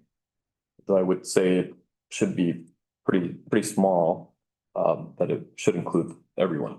Yeah, and that's a good point. I think I just brought that up because our original conversation was really HOA centric, but yes, make it available to anyone who is subject to AB 1572. And if you're not sure, come talk to us and we'll let you know if you are. I think there's another benefit there where it opens an intrinsic dialogue that we try to strive for.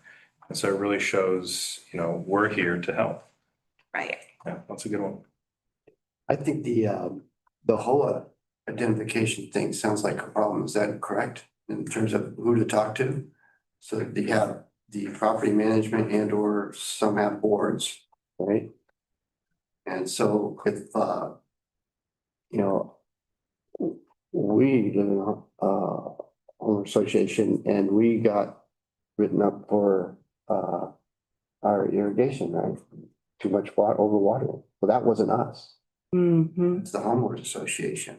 Right. And so I actually think that the residents of a homeowner association, if they got wind of what this is and how it can be dealt with, I think that would be a great group. So in other words, I don't know what we're talking about in the whole sphere of homeowners associations, but it would be kind of interesting to know where the missing data is between contacts, either property management and or the boards that are there. Right. And it seems to me that the purveyors would help, and I concur with the president that they're the enforcement mechanism, so they would actually be most interested in trying to make sure that there's compliance. Yeah, and they have expressed to us the difficulty even for them. But we can leverage relationships we already have. We've done presentations for local realtors associations. Realtors probably know a lot of this stuff, or if they don't, they might know where to start. Chambers of Commerce might have some of that information. So just starting to talk to some of these other community partners and relationships that we already have might help kind of lead us in a direction that our retailers don't have the time and effort to track down like 2 HOAs in their service area or something like that. But maybe we can kind of in a larger effort do that. And then that can help, reach out to people as well. It could help us identify the scope of the problem as well. Mm-hmm. Maybe we can use AI to find all the property management companies in our service area. That would be amazing. I'm going to submit a use ticket to Wes. Would it be easier to target the board members of the HOAs rather than property management? The way I see it is the property management companies, well, a dual effort, but They just throw it out. well, they're the convergence point for a lot of HOAs. So if you try to do both, email's cheap, I guess. And the turnover on boards, some HOAs is pretty frequent and on others it's not. So you might have a board member today, but next year it's not the right contact or 2 months. Board members are there to try to just facilitate their HOA. They don't have the time to dedicate. What I mean is, if it's difficult to get a hold of the HOAs, the HOA, the organizations that run these HOAs aren't responding, they're difficult to get a hold of. If the HOAs are meeting and the board member receives that letter, he could come to the meeting and say, hey, I received this letter about A, B, this, and that. What are we doing about it? Mm-hmm. The property management company would have the letter already there for the board members. Like our property management company oversees like half a dozen HOAs in our area. Right, but they were saying that it's been difficult to get a hold of those property management companies. Sometimes, yeah. Well, it's hard, I think, because our retailers don't always know. It was true, but most of the retailers, when I was a retailer, we tried very hard to get hold of them, especially if there's a water waste, we have to go after them, give the notice. Once we give the notice, that's when they call us, that's how we get in touch with them, have the contacts. The reason I'm saying that is most probably purveyors may have more and more HOA information now compared to what it used to be. Yeah. Or target both. And it seems to me in our case, Email. we got written up, we were more than happy to tell the city of Thousand Oaks who our homeowner association was. So if I'm correctly understanding the direction the board would like to proceed in, it's, Jennifer, you go back, just scroll through. To basically for staff to formulate a plan in conjunction with the purveyors and their needs to support implementation of AB 1572, focus not just on HOAs, but also other properties that are subject to the requirements. That would be fair. Anyone it impacts. Yes. Well articulated. Great. Thank you. On the record. Thank you. Great presentation, a lot of good information. Thank you, Jennifer. Okay. Up next, we have a discussion regarding potential modifications to the board committee structure. Christine. Yes, this is another item, I believe, that originated with Director Pakala. What's up on the screen now? Mr. President, can we take a break? Absolutely. Let's come back at 6. Yeah. Okay. 5 minutes. Thank you.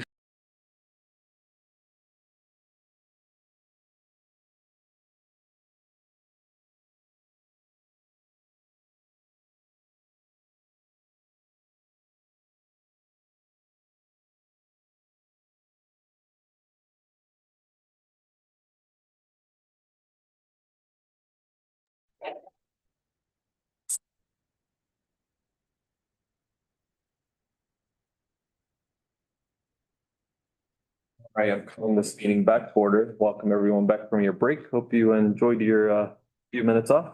Going back to discussion regarding potential modifications to the board committee structure. Christine. Yes, so this is brought to the board. Director McCullough, a couple meetings ago, requested that we revisit our structure for our committees. We've been using this one probably about 3 years, maybe 4. So I think it is time to take a look and figure out how this is serving us and how it might not be. I spent time consulting with staff and looking at how we've used these committees. And so I do have a proposal for consolidating and reducing the total number of committees that looks like this. Sponsorship was created to kind of develop our sponsorship program and implement it.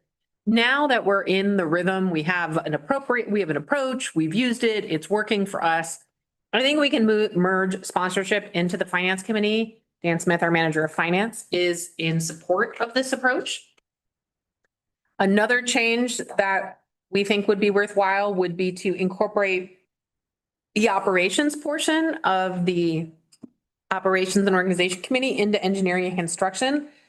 Along with, and this is kind of modeled after how Met does it, they have an engineering operations and technology committee. So that puts more things together. The E&C committee is one, we're not losing the construction, we're just keeping the name shorter. That is a committee that does meet very regularly, but it seems reasonable to put operations elements as well as any technology elements. Wes, our manager of IT, thought it would be helpful to have a committee that really addressed his scope of work, which we didn't have one that did that. Excuse me, under Yeah. operations and organization. Operations means water operations, Yes, O&M stuff. not office operations. What does organization mean? Organization was intended to address things like staffing changes, whether that's additional positions or reorg. I think I don't think we need a standing committee that addresses that. It's not something we do so regularly that it's necessary. So my proposal would be that we handle any new positions via the finance committee. And if we, at some point, and I don't foresee this, but it could happen, some sort of major organizational change, I think then an ad hoc committee would be the appropriate vehicle to deploy.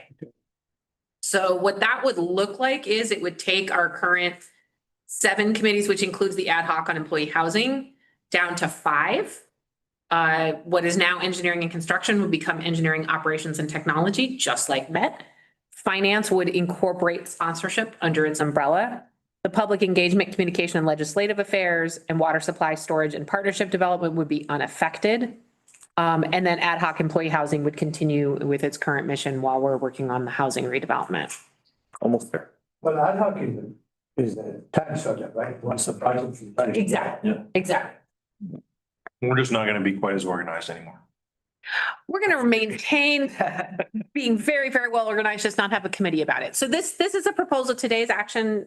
There isn't an action today. This is an information item to run this concept by the board. If this is something the board wishes to pursue, then we would agendize this for a future meeting, because some of the committees would be disappearing. Some of the committees, their scopes will be modified, and I suspect the board would therefore want to revisit who's on what committee. Yeah.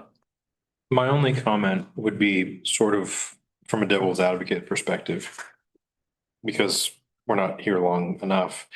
But basically, my only thing with these committees is I like as much board involvement as possible for informational purposes.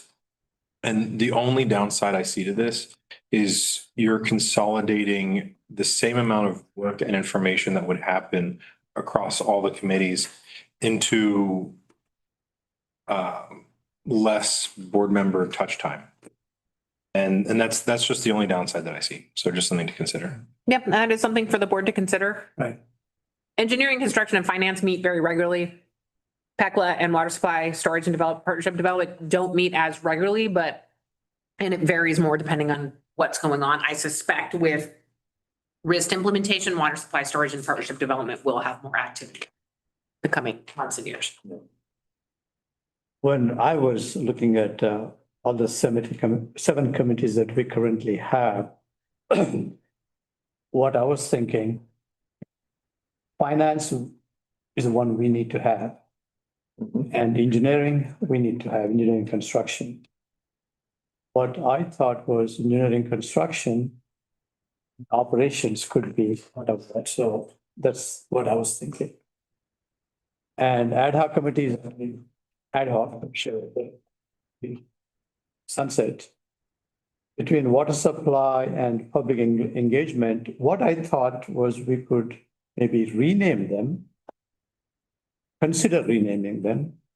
One could be executive committee and the other one could be maybe water supply or some other name to it. So where you have water supply storage.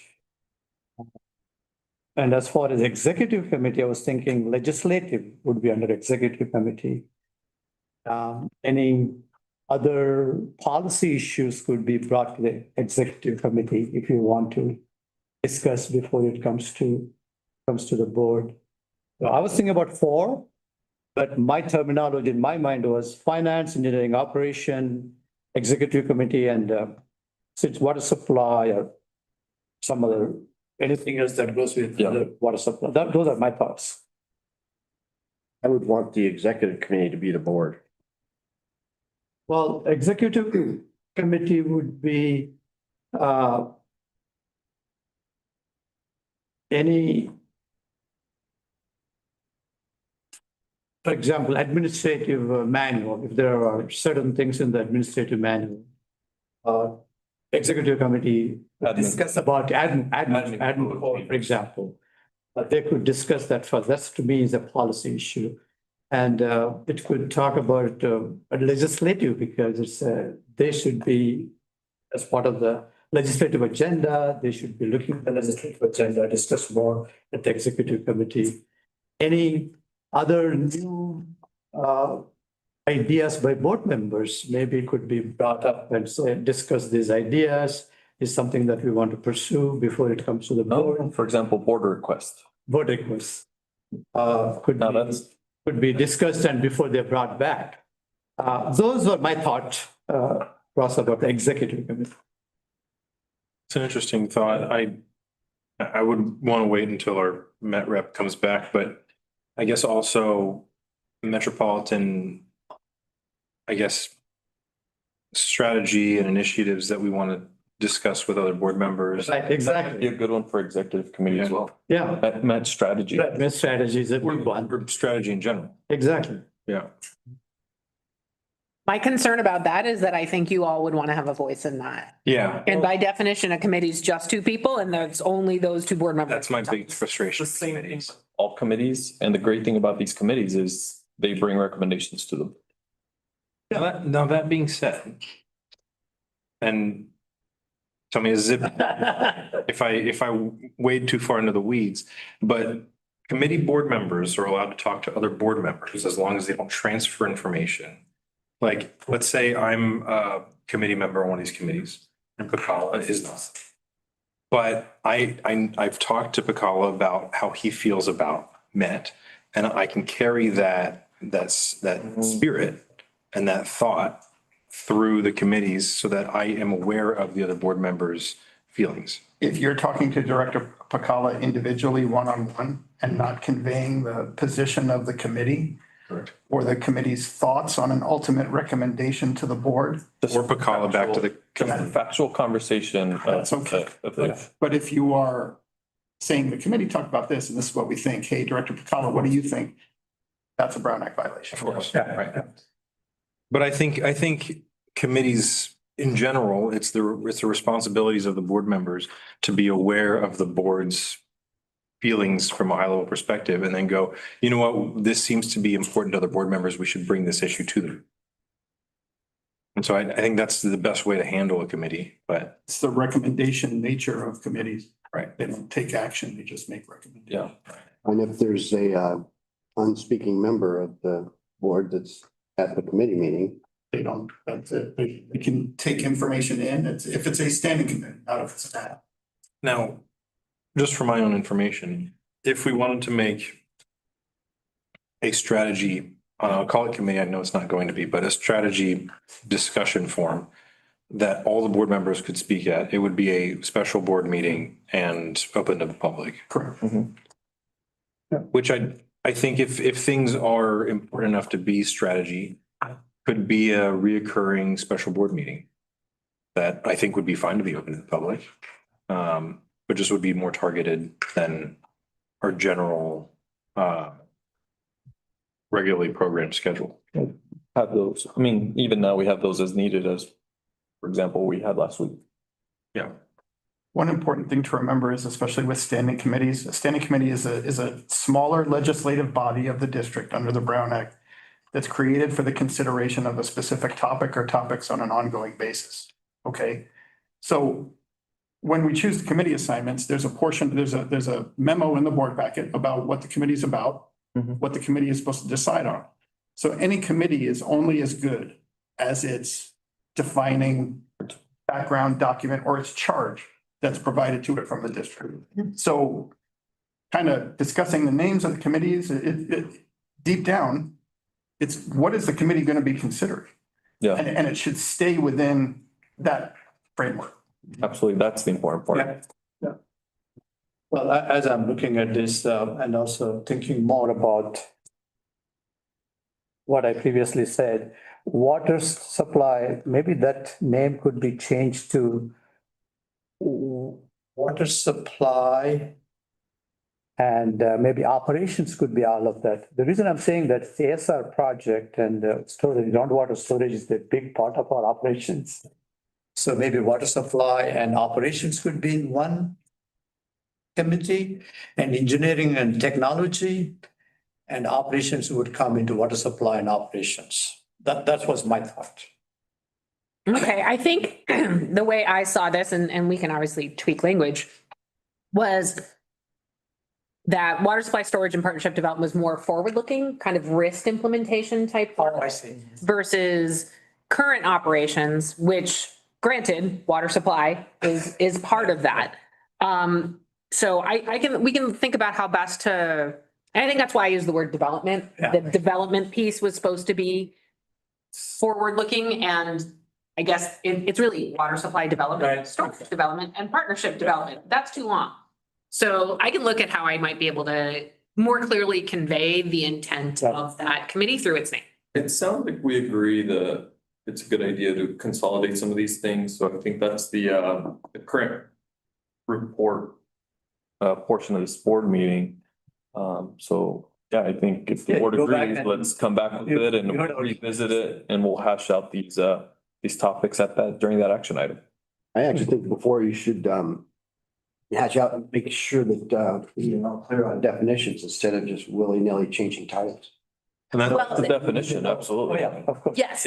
So as you may recall, when we bring the committee assignment discussion to the board every 2 years in January, there is a brief, if you will, about what each committee's purview is. So if I were to come to the board with an action item to basically restructure the committees and name the chair, member, and alternate, that brief would be part of it.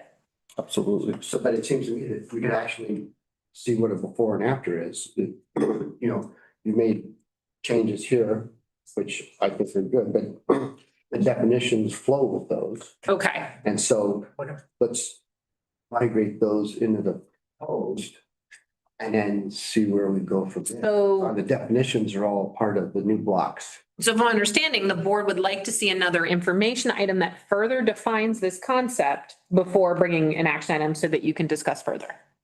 Yeah, I want to be able to. I was gonna ask for kind of the same thing as, well, Okay. if the important part of these is they're defining Conditions. they're defining conditions, then that's, I mean, the titles are the titles, but Yeah. you should represent the defining conditions, but really, you can just say water supply or just development, and then it could be all those things. So it makes sense for the next one to be an action item to come up with the 5 committees and develop the definitions of those committees before moving forward with those committees. Articulate what those. That still sounds like an information item because the board isn't really taking formal action, just providing additional guidance to staff. That's fine. Well, we would be taking action and coming up with the definitions of the committees. Well, I'll bring you the definitions for you to tweak and comment upon. We can do it before and after. Yeah. And then we'll also have to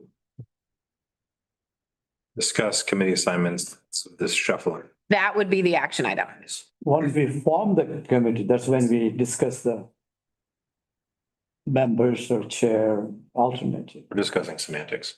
Okay, so I'll come back to the board with these concepts further developed with kind of the brief, as I've been calling it, for what the purview of each committee is. And we'll go from there. All right, sounds good. Thank you. Thank you, everyone.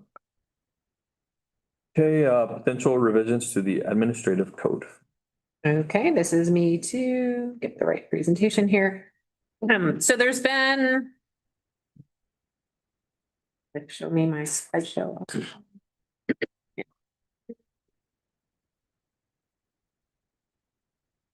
Okay, so there's been some input from various board members about changes to the admin code they're interested in seeing. Staff is also always, Tricia's keeping a running list, so what's the purpose of today's discussion is to daylight some of the issues that the board members have raised and discuss them, so we have clearer direction to staff. So when we bring you back the admin code, it would include whatever changes the board directs staff to do today, as well as just the cleanup stuff that we always have. So this is a very long list of the board's duties. One of the requests that we received, and this came from President Avila, was to make it clearer that if board members are participating in board meetings remotely, virtually, that they need to have their camera on. And I felt like the best place this fit in the admin code was to be added under these general duties. It actually, so you can see in the current text, there's an item L, be prepared for meetings of the board. And the proposal I have in front of you is to add an bullet M that would say that you'd actively participate in board meetings, including having your camera on if you're participating virtually. For our board meetings. For our board meetings. Correct. Does that meet your intent? Yes. Camera on or face in the picture? Oh. Okay, that's a good point. Have their camera on and be visible. Yeah. Right. Okay, I think we have to treat it as if, we're here. you're not hiding under the desk during the meeting. Exactly. Okay, Sitting by the pool with a margarita. and you could be visible to the camera. That Put a photo up with my face on it. So Yeah. so with the change that the clarification that Director Quady proposed, that satisfies the board? Well, for example, if they have to take a break, they could say. I'll be back in 5 minutes. Yeah, and that happens here as well, but board members step What out. I'm saying is, they don't have to be there all the time. If it were the bathroom or something happen. We definitely do not want to. for a little, shouldn't matter. Yeah, we break for breaks. One, I think we covered there was says actively participate. Yeah, actually. Yeah, I think if your face isn't there, you're not really actively participating. I guess you could be from afar, but Every once in a while, say hello. yeah, Okay. I'm fine with that. This one was one that Director Pakala had requested that we bring to the board to discuss. I'm gonna give some background on this a little bit. The first paragraph here is just that the board provides guidance to me, board, not the individual directors. And item B clarifies that other than a limited number of routine items like coordinating with Trisha on benefits or coordinating with Kara to get things signed, that everything else goes through me. That's because I'm responsible to the board and staff is answerable to me. This is, by the way, standard. We haven't obviously looked at everyone's admin code, but this is a pretty standard provision and apparently also even appears in the water code to some degree. The third item is about being responsive to directors. Obviously, routine requests, you ask for clarification, you ask a question about an invoice, we provide that. But there is a limit in the admin code of 4 hours for something to come from an individual director without additional board concurrence. And this came from some issues we had some time ago. No one on this board was on the board at the time, I don't think. At least the board members who were the challenge here are not present, where there were board members who were repeatedly directing staff to do extensive additional work for things like, it's not a random example, this is an example of something that did happen. For the salinity management pipeline, study putting the pipeline in Calleguas Creek the whole way. That was actually a real thing that happened. Wow. Which was firstly a level of involvement in the execution of the general manager's duties that went beyond the board's role. And also was an extensive amount of work. So the goal, when this provision was developed, the goal was to, not make there be a big process every time a board member asks for a document, a piece of information, a question, a clarification, but to avoid a infinite rabbit hole that any individual director can direct. Well, it's really something something like that should definitely go through the board and, be approved and concurred by the board. It still seems like a lot. I think there should be a Request. I will say most of the requests I receive from you do not take that much time. No, I know, but that's, if, Following up on clarifications, Yeah. but I think I'm comfortable with the 4 hours. no, I would just put a limit of requests. You can't put more than like a few requests a week, Well, actually, that goes back to the other thing I had asked for is a running list of, directors' request items to the manager that come to the board, or even the committee, the executive committee. Yeah. And consolidation. Yeah. Just so that we can be smart about what we Even, prioritize. I would track even quick, small requests, so we have an idea of all the requests that are coming through, not only long duration requests. That is a fair amount of work. So if somebody sends you an email and says, can you look at this? Just add it to the list. They said, look for this. But for example, I was asking questions about the board meeting email, they responded to me. So to me, those are routine, just asking a question about the board meeting, that goes on the list too? No. Okay, I would- I don't want to make sure that those are simple questions. You're saying when you had questions in the board meeting on the 15th, which I wasn't here for, that. No, not that. When I first came, I used to send you emails. Asking a question, can you explain to me what is this about? Okay.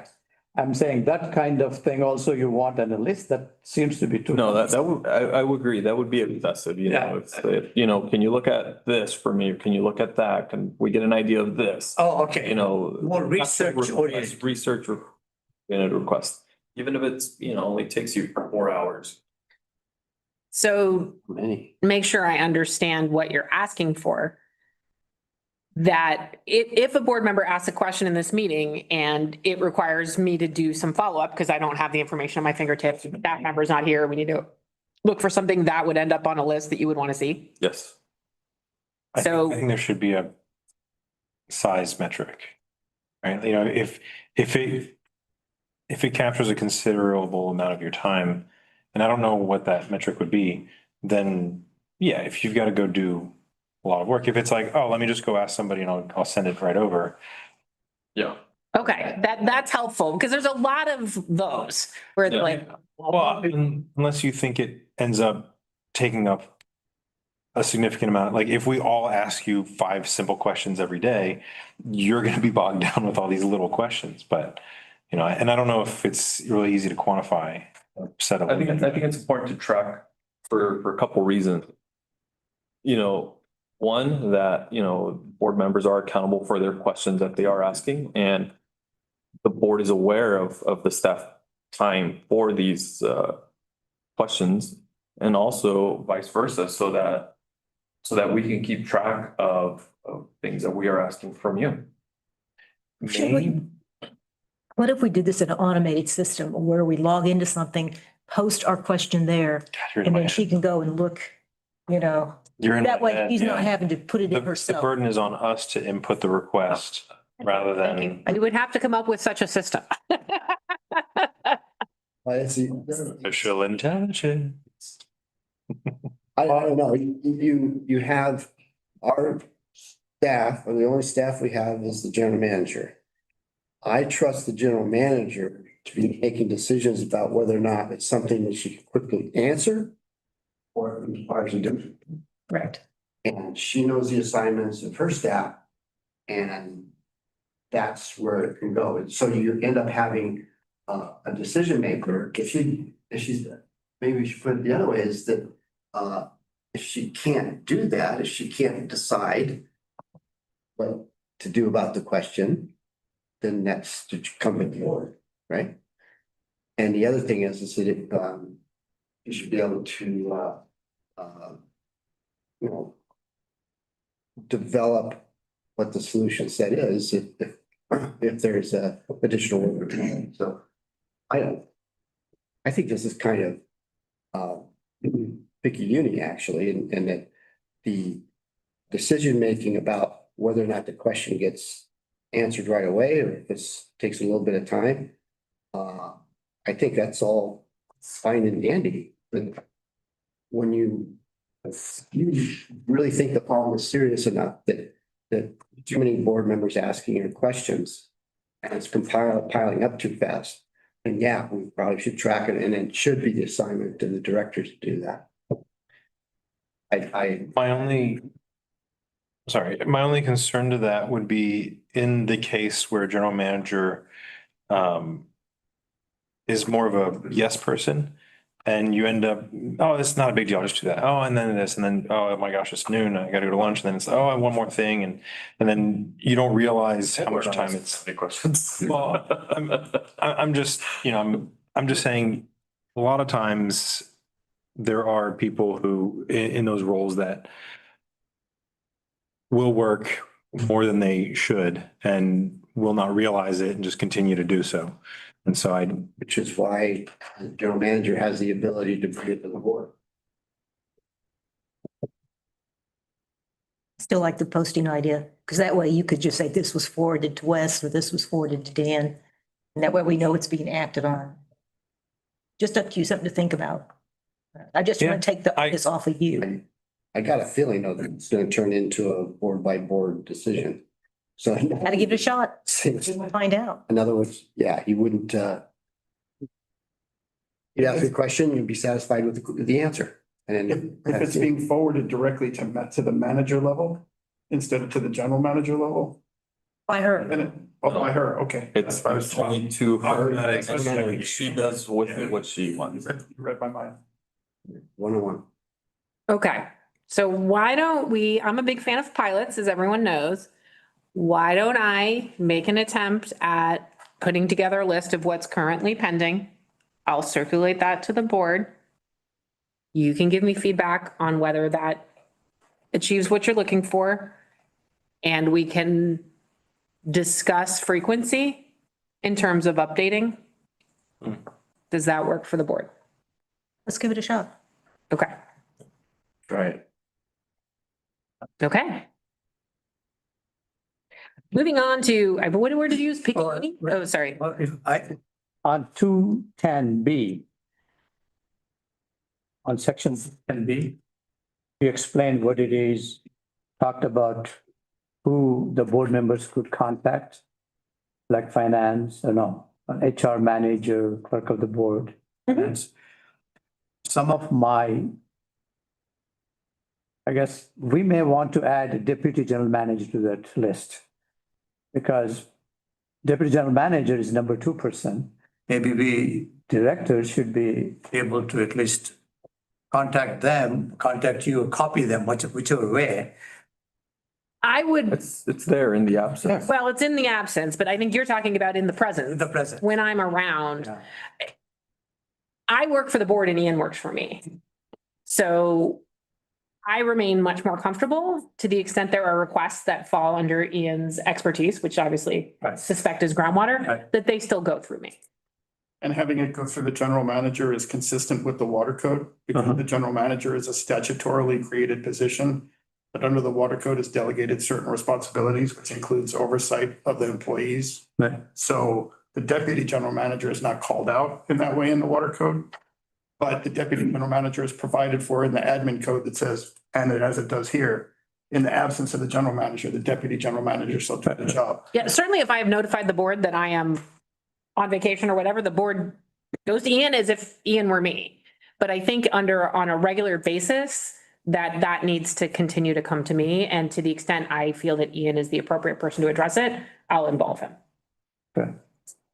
Well, what I thought was I would send you and copy him. He can have access to the same website that we're posting to. Well, I'm not ready to commit to a website. We're gonna go low tech first. We're gonna go with like a Word file or a spreadsheet. If that's what the general manager chooses to do. I'm concerned about creating more work to create a system. To be posted? Oh, God. If I'm getting so many requests that we need a website to handle them, I think we've got a different challenge. Yeah. If I had 37 board members or 38 or whatever it is, that'd be different. Yeah. That would be a different ballgame, no question. How do they handle that? Okay. Handle it? Yeah. What do you mean? If all the board members request. Everything things- goes to the board secretary. She funnels it, yeah. Huh? All right, the last item on the admin code discussion, and this is something Director Quady had requested, was that we look at some of our travel expense policies. And what I proposed here, the existing text just says all expenses, I mean, there's more detail, but kind of the introductory overarching sentence, all expenses must be ordinary and necessary for the conduct of district business. Proposed revised text simply strengthens that to say that all expenses must be essential, cost-effective, and directly related to the conduct of district business, with directors expected to exercise prudent judgment and minimize costs. I like that just in general. I very much dislike ambiguous words in defining text like ordinary. Well, it's gone, so you should be happy. I am happy. It's not gone yet. It's on the table to be deleted. Ooh, This is proposed revised text. okay. I figured that would be relatively uncontroversial, I should say. I like the second bit about, prudent to minimize cost. Yes. I think we all do that, but it's nice that it's in there. Yeah, there's always going to be an element of subjectivity, but I think this makes a really clear statement about the board's commitment to cost-effective travel. I do gotta say that I took the most affordable Uber in Sacramento this last trip. And the driver was basically reclined onto my lap and the entire inside was full of marijuana smoke. So maybe it's not always the best with the most affordable. There's a judgment part in there. So that doesn't come through when you order the Uber. It doesn't say, do you want the Uber driver who will lie in your lap and Prudent make sure you judgment. complete? It was awful. It was That's just like bad Uber luck, I think. a bad Give him a review. 0 star. Bad review and no tip. And the second part of this is the board currently has the option of when they travel on district business to either be reimbursed at 1.5 times the government per diem rate for meals or seek reimbursement for actual costs of meals. Although you're supposed to choose one or the other for the entire trip. Consistently, the board chooses the per diem rate. I'm not aware of any time in the recent past the board has done receipts. So the proposal is really, There's been a director that's been trying to fight that for some time. yes. And that director appears to have had a change of heart on this particular element. I'm kind of slow, but I get around. So the proposal here is simply to take away, delete the receipt approach. You're not using it. It's cleaner and easier for staff. It simplifies the process. And it's what you're already doing. I used to do the receipts at Met and they called me and said, "Well, please do." I think I did the same here on my first trip and I was told that it's a lot easier if I do. Yeah. So right now you have an option, but we discourage you from using the complicated option. Well, This would take away the complicated It option. probably ends up being more expensive with all the staff time. Absolutely. To manage, No question. So I just have a question of the last bit there. It says for the closest area to where the meal was consumed. Do we have to say, I was at this restaurant over here, or can it just No, be the town. at It's the a city. location? It's just, yes, if you're in, let's use a random example, if you're at Aqua in Sacramento next week, it's Aqua. We're assuming you're not going to San Francisco to have dinner. And if you do, well, I would just get rid of that last sentence and just call it per diem rate for the area. I would say for see any problem with that? the destination of travel. I mean, Yeah, destination of travel. that's probably just easier. Okay, we can fix that. No problem. Because then the per diem rate is equal for the form and the spreadsheet. It's just from one cell on the Excel sheet. We'll look at the M&I rate issue about removing that. I think what that is it's the search for an objective standard of the closest area. It's kind of like a CPI. Yeah, You know, that's what, rather than just saying, this is what I think that, well, what the Navy does is what the Navy does is it's destination of travel.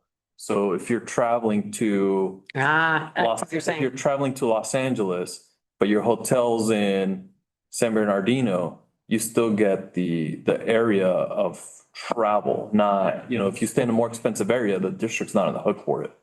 Vice versa, right? Right. So, And I think this is kind of a non-issue. The board typically travels to places like Sacramento and Anaheim that have their own little. But we'll check some of the languages, because actually part of my conversion was going on asking AI, IRS stuff, and so that their IRS has language. Mhm. And so I just wanted to make sure. Oh, I- IMEI is very specifically defined. I actually thought that it was pretty clear. Okay, You can't make up the difference. so I think we got clear enough direction on where to go with this. I had put together the next steps, obviously, before I knew that the May 20th board meeting was going to need to be rescheduled, but we will bring this back to the board at a subsequent board meeting. We'll just say that for now. Thank you. Thank you. Exercising. Thank you. Exercising prudent judgment. General counsel report. No report. See you all at Aqua. Yeah. And I'll be, as usual, attending the Legal Affairs Committee. So I think we have a couple of requests for assistance that have to do with some rate issues. So I will work back anything that's interesting. Board directors, committee meeting reports. I do not think we have not had any committee meetings. Okay, directors list of admin code reimbursable meetings, Director McMillan. Okay, for Calleguas on April 21st, Oxnard City Council meeting via Zoom. 22nd, the board's special meeting here. 23rd, the purveyors meeting. 24th, the quarterly strategy meeting at the Wood Branch Grill. Did that with Henry. On April 25th, the Collab Spring Fling, which was cold. April 29th, tonight's board meeting. And for Metropolitan, April 16th and 17th, the Delta Conveyance Design and Construction Authority Board meeting in Sacramento. And April 22nd, the Southern California Water Dialogue meeting via Zoom. And April 27th, 28th, MWD committee and executive committee meetings. Thank you, Director McMillan. You're welcome. Director Robert. Since the last board meeting, I completed some fishing training and got 100% in tonight's board meeting. Ag. Director McCall. Just facts. Yes. Last board meeting on April 15th. On 16th, AWA Annual Water Symposium in Oxnard. 21st, Waterworks District 1 CAC meeting in Moore Park. Same day, 21st, Las Cruces Valley Water Master TAC meeting remotely. April 22nd, Calleguas Special Board meeting. April 22nd, same day, GMA board meeting remotely. April 23rd, Calleguas Progress meeting in Camarillo. Director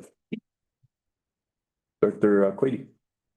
April 23rd, the Calleguas Purveyors meeting at Camarosa and Camarillo, and tonight's meeting. And I'll make a correction since I spoke from the last board meeting, but not the last board meeting where we. Yeah, boards. So It's been the 15th. right. So from the 15th, I also attended Port Hueneme City Council the 20th. I did report from the last meeting, which was the 22nd, right? I think we were Second. we did 15th. Yeah, we didn't- 22nd. Yeah, we never reported anything on the last special meeting. We didn't. Oh. 22nd. And I owe you some, Right. From the 15th. you don't have this. Yeah. I did go to AWA, I did go to, With Aqua. yeah, Don. Yeah. Okay. Sorry. For myself, since the last board meeting on the 15th, on the 16th, I traveled to Aqua, Sacramento. On the 17th, we had the Aqua board closed session to select our new executive director. On the 20th, I called into Zoom Aqua Vision webinar board to discuss the vision of the selection, how we bring awareness to gubernatorial candidates and get that information out. On the 21st, it was pretty similar. So that first one was for the board. This 21st was for Aqua member webinar. On the 22nd, the special board meeting. On the 27th, I went to the well field to film some video for the generators. And on the 28th, general manager and I met with Triumphal Water and Sanitation District. Another good meeting, getting to know our purveyors a little bit better, understanding their challenges and listening to what they like that we're doing. And also lastly, inviting them down to speak to our board. So hopefully we've invited a few at this point. Hopefully. Yeah, no one's gotten back to me on specific scheduling that works for them, so I'll follow up Who on. did you meet at Transfer? It was, Who did you meet with? it was Mark Mark Norris, Norris? Norris Mhm. and Dave. Dave Oh, Reddick. Dave, okay, Yeah. thank you. And does Aqua have an executive committee or executive director now? Did they make the selection? You'll know at the Conference. conference. Okay. Yeah. Wait a week. A big unveiling. There'll be a big unveiling, Okay, and tonight's board meeting. Thank you everyone for that. We have a discussion regarding upcoming meetings to be attended by board members. Can we talk about the May 20th board meeting? Yes. The board meeting that will not be. So it Yeah. sounds like May 20th, we would not be able to have a quorum with 2 board members remote and 1 unavailable. We're not meeting May 6th because of Aqua. That's why we're meeting tonight. We do need to have a board meeting in May. We've got a lot of things lined up. I would probably prefer to move it to a week back to the 27th. But that obviously depends upon availability of council and board. Who's gonna be at Aqua? I am. I'm not. Did we have a board meeting at Aqua with 4 board members and 1 remote? No. You have to be in the district. In the jurisdiction. Yeah. Also, I'd have to get the packet out tomorrow and that's just not viable. I'm available 5/27. I would be remote, but as we were chatting earlier, the Brown Act doesn't care where I am. I can be here. On which day? The 27th? Yeah. So I'm in. Think likewise. Who else is in? Heidi, you said? My calendar, Okay. Yeah, I'll be here, 5/27. 5/27, yeah. You know, earlier when I was juggling my calendar to be here on the week of the 20th, I told him that I could travel on the week of the 25th. That's Now I gotta go back and I'll switch that out. That's all right, though. You could still be remote as long as we have a quorum. It's okay, I'll go back and I'll switch it out. If I need to be remote, then I'll be remote. Yeah. Okay, so we are agreed that our sole May board meeting will be on the 27th. And why is it only one? because of Aqua, and we had this one. Yeah. You had 4 board meetings this month, to be Yeah. fair. Yeah. Only had 1 week off. And that also means the rest of us only had 1 week off from packets and other things. Aqua was but we didn't push the board meeting, we're just. We pushed it forward. Yes, that was the best plan due to the need to set the public hearing for the rates. So that's actually why we did that the way we did. I do. The week of the 11th. Nothing on that week? Too No, soon? I would prefer that we not, for lots of reasons. One is it would require that I do the board packet while I'm at Aqua, and Aqua is already a busy enough and stressful time. And do we have to do the board meetings on a Wednesday? We do not. I just have found that trying to schedule on other days makes things more complicated. Okay. It's not an impossibility, but I try to dodge it. But I'm going to vet that week and Oh, also. yeah, so you'll be at Met on Tuesday that week. I've structured my work schedule to I'm sorry? Wednesdays. Still on 6/3 as well? Yes. Okay, I'll make it work. Everyone else, good work. What are we talking about 27th of May? 27th May. Yes, I'll be here. All right. Okay. 27th of May. To the extent that has staff that's not available, we'll talk about it and I'll circle back with you because I know we had some agenda items that were already scheduled with special guests that will need to either shift to the 27th or a later meeting. So we'll figure that out. And then one more future date on October the 1st, 2nd, and 3rd. We need to get that confirmed. But we have a CRA trip and Santa Clarita has agreed to partner with us again. Oh, have you really? They were very excited. I didn't know that. They wanted to go, yes, yes. That's exciting. Colorado River Authority. Absolutely. Colorado River, is that? It's the A authority? Authority? That's Director Cooper. All right. Sounds good. So do we have a request for future agenda items? Obviously, we'll bring back the admin code revisions at a subsequent board meeting, probably the 27th. The next increment in the committee discussion, also likely on the 27th. Okay, thank you. Any last board comments? You had the correspondence at the end. Yeah, obviously, in the legislative session is fully underway, so. Got a chance to look at the information items. Any questions on that? Questions, 4 letters, I read them. All right. We are adjourned.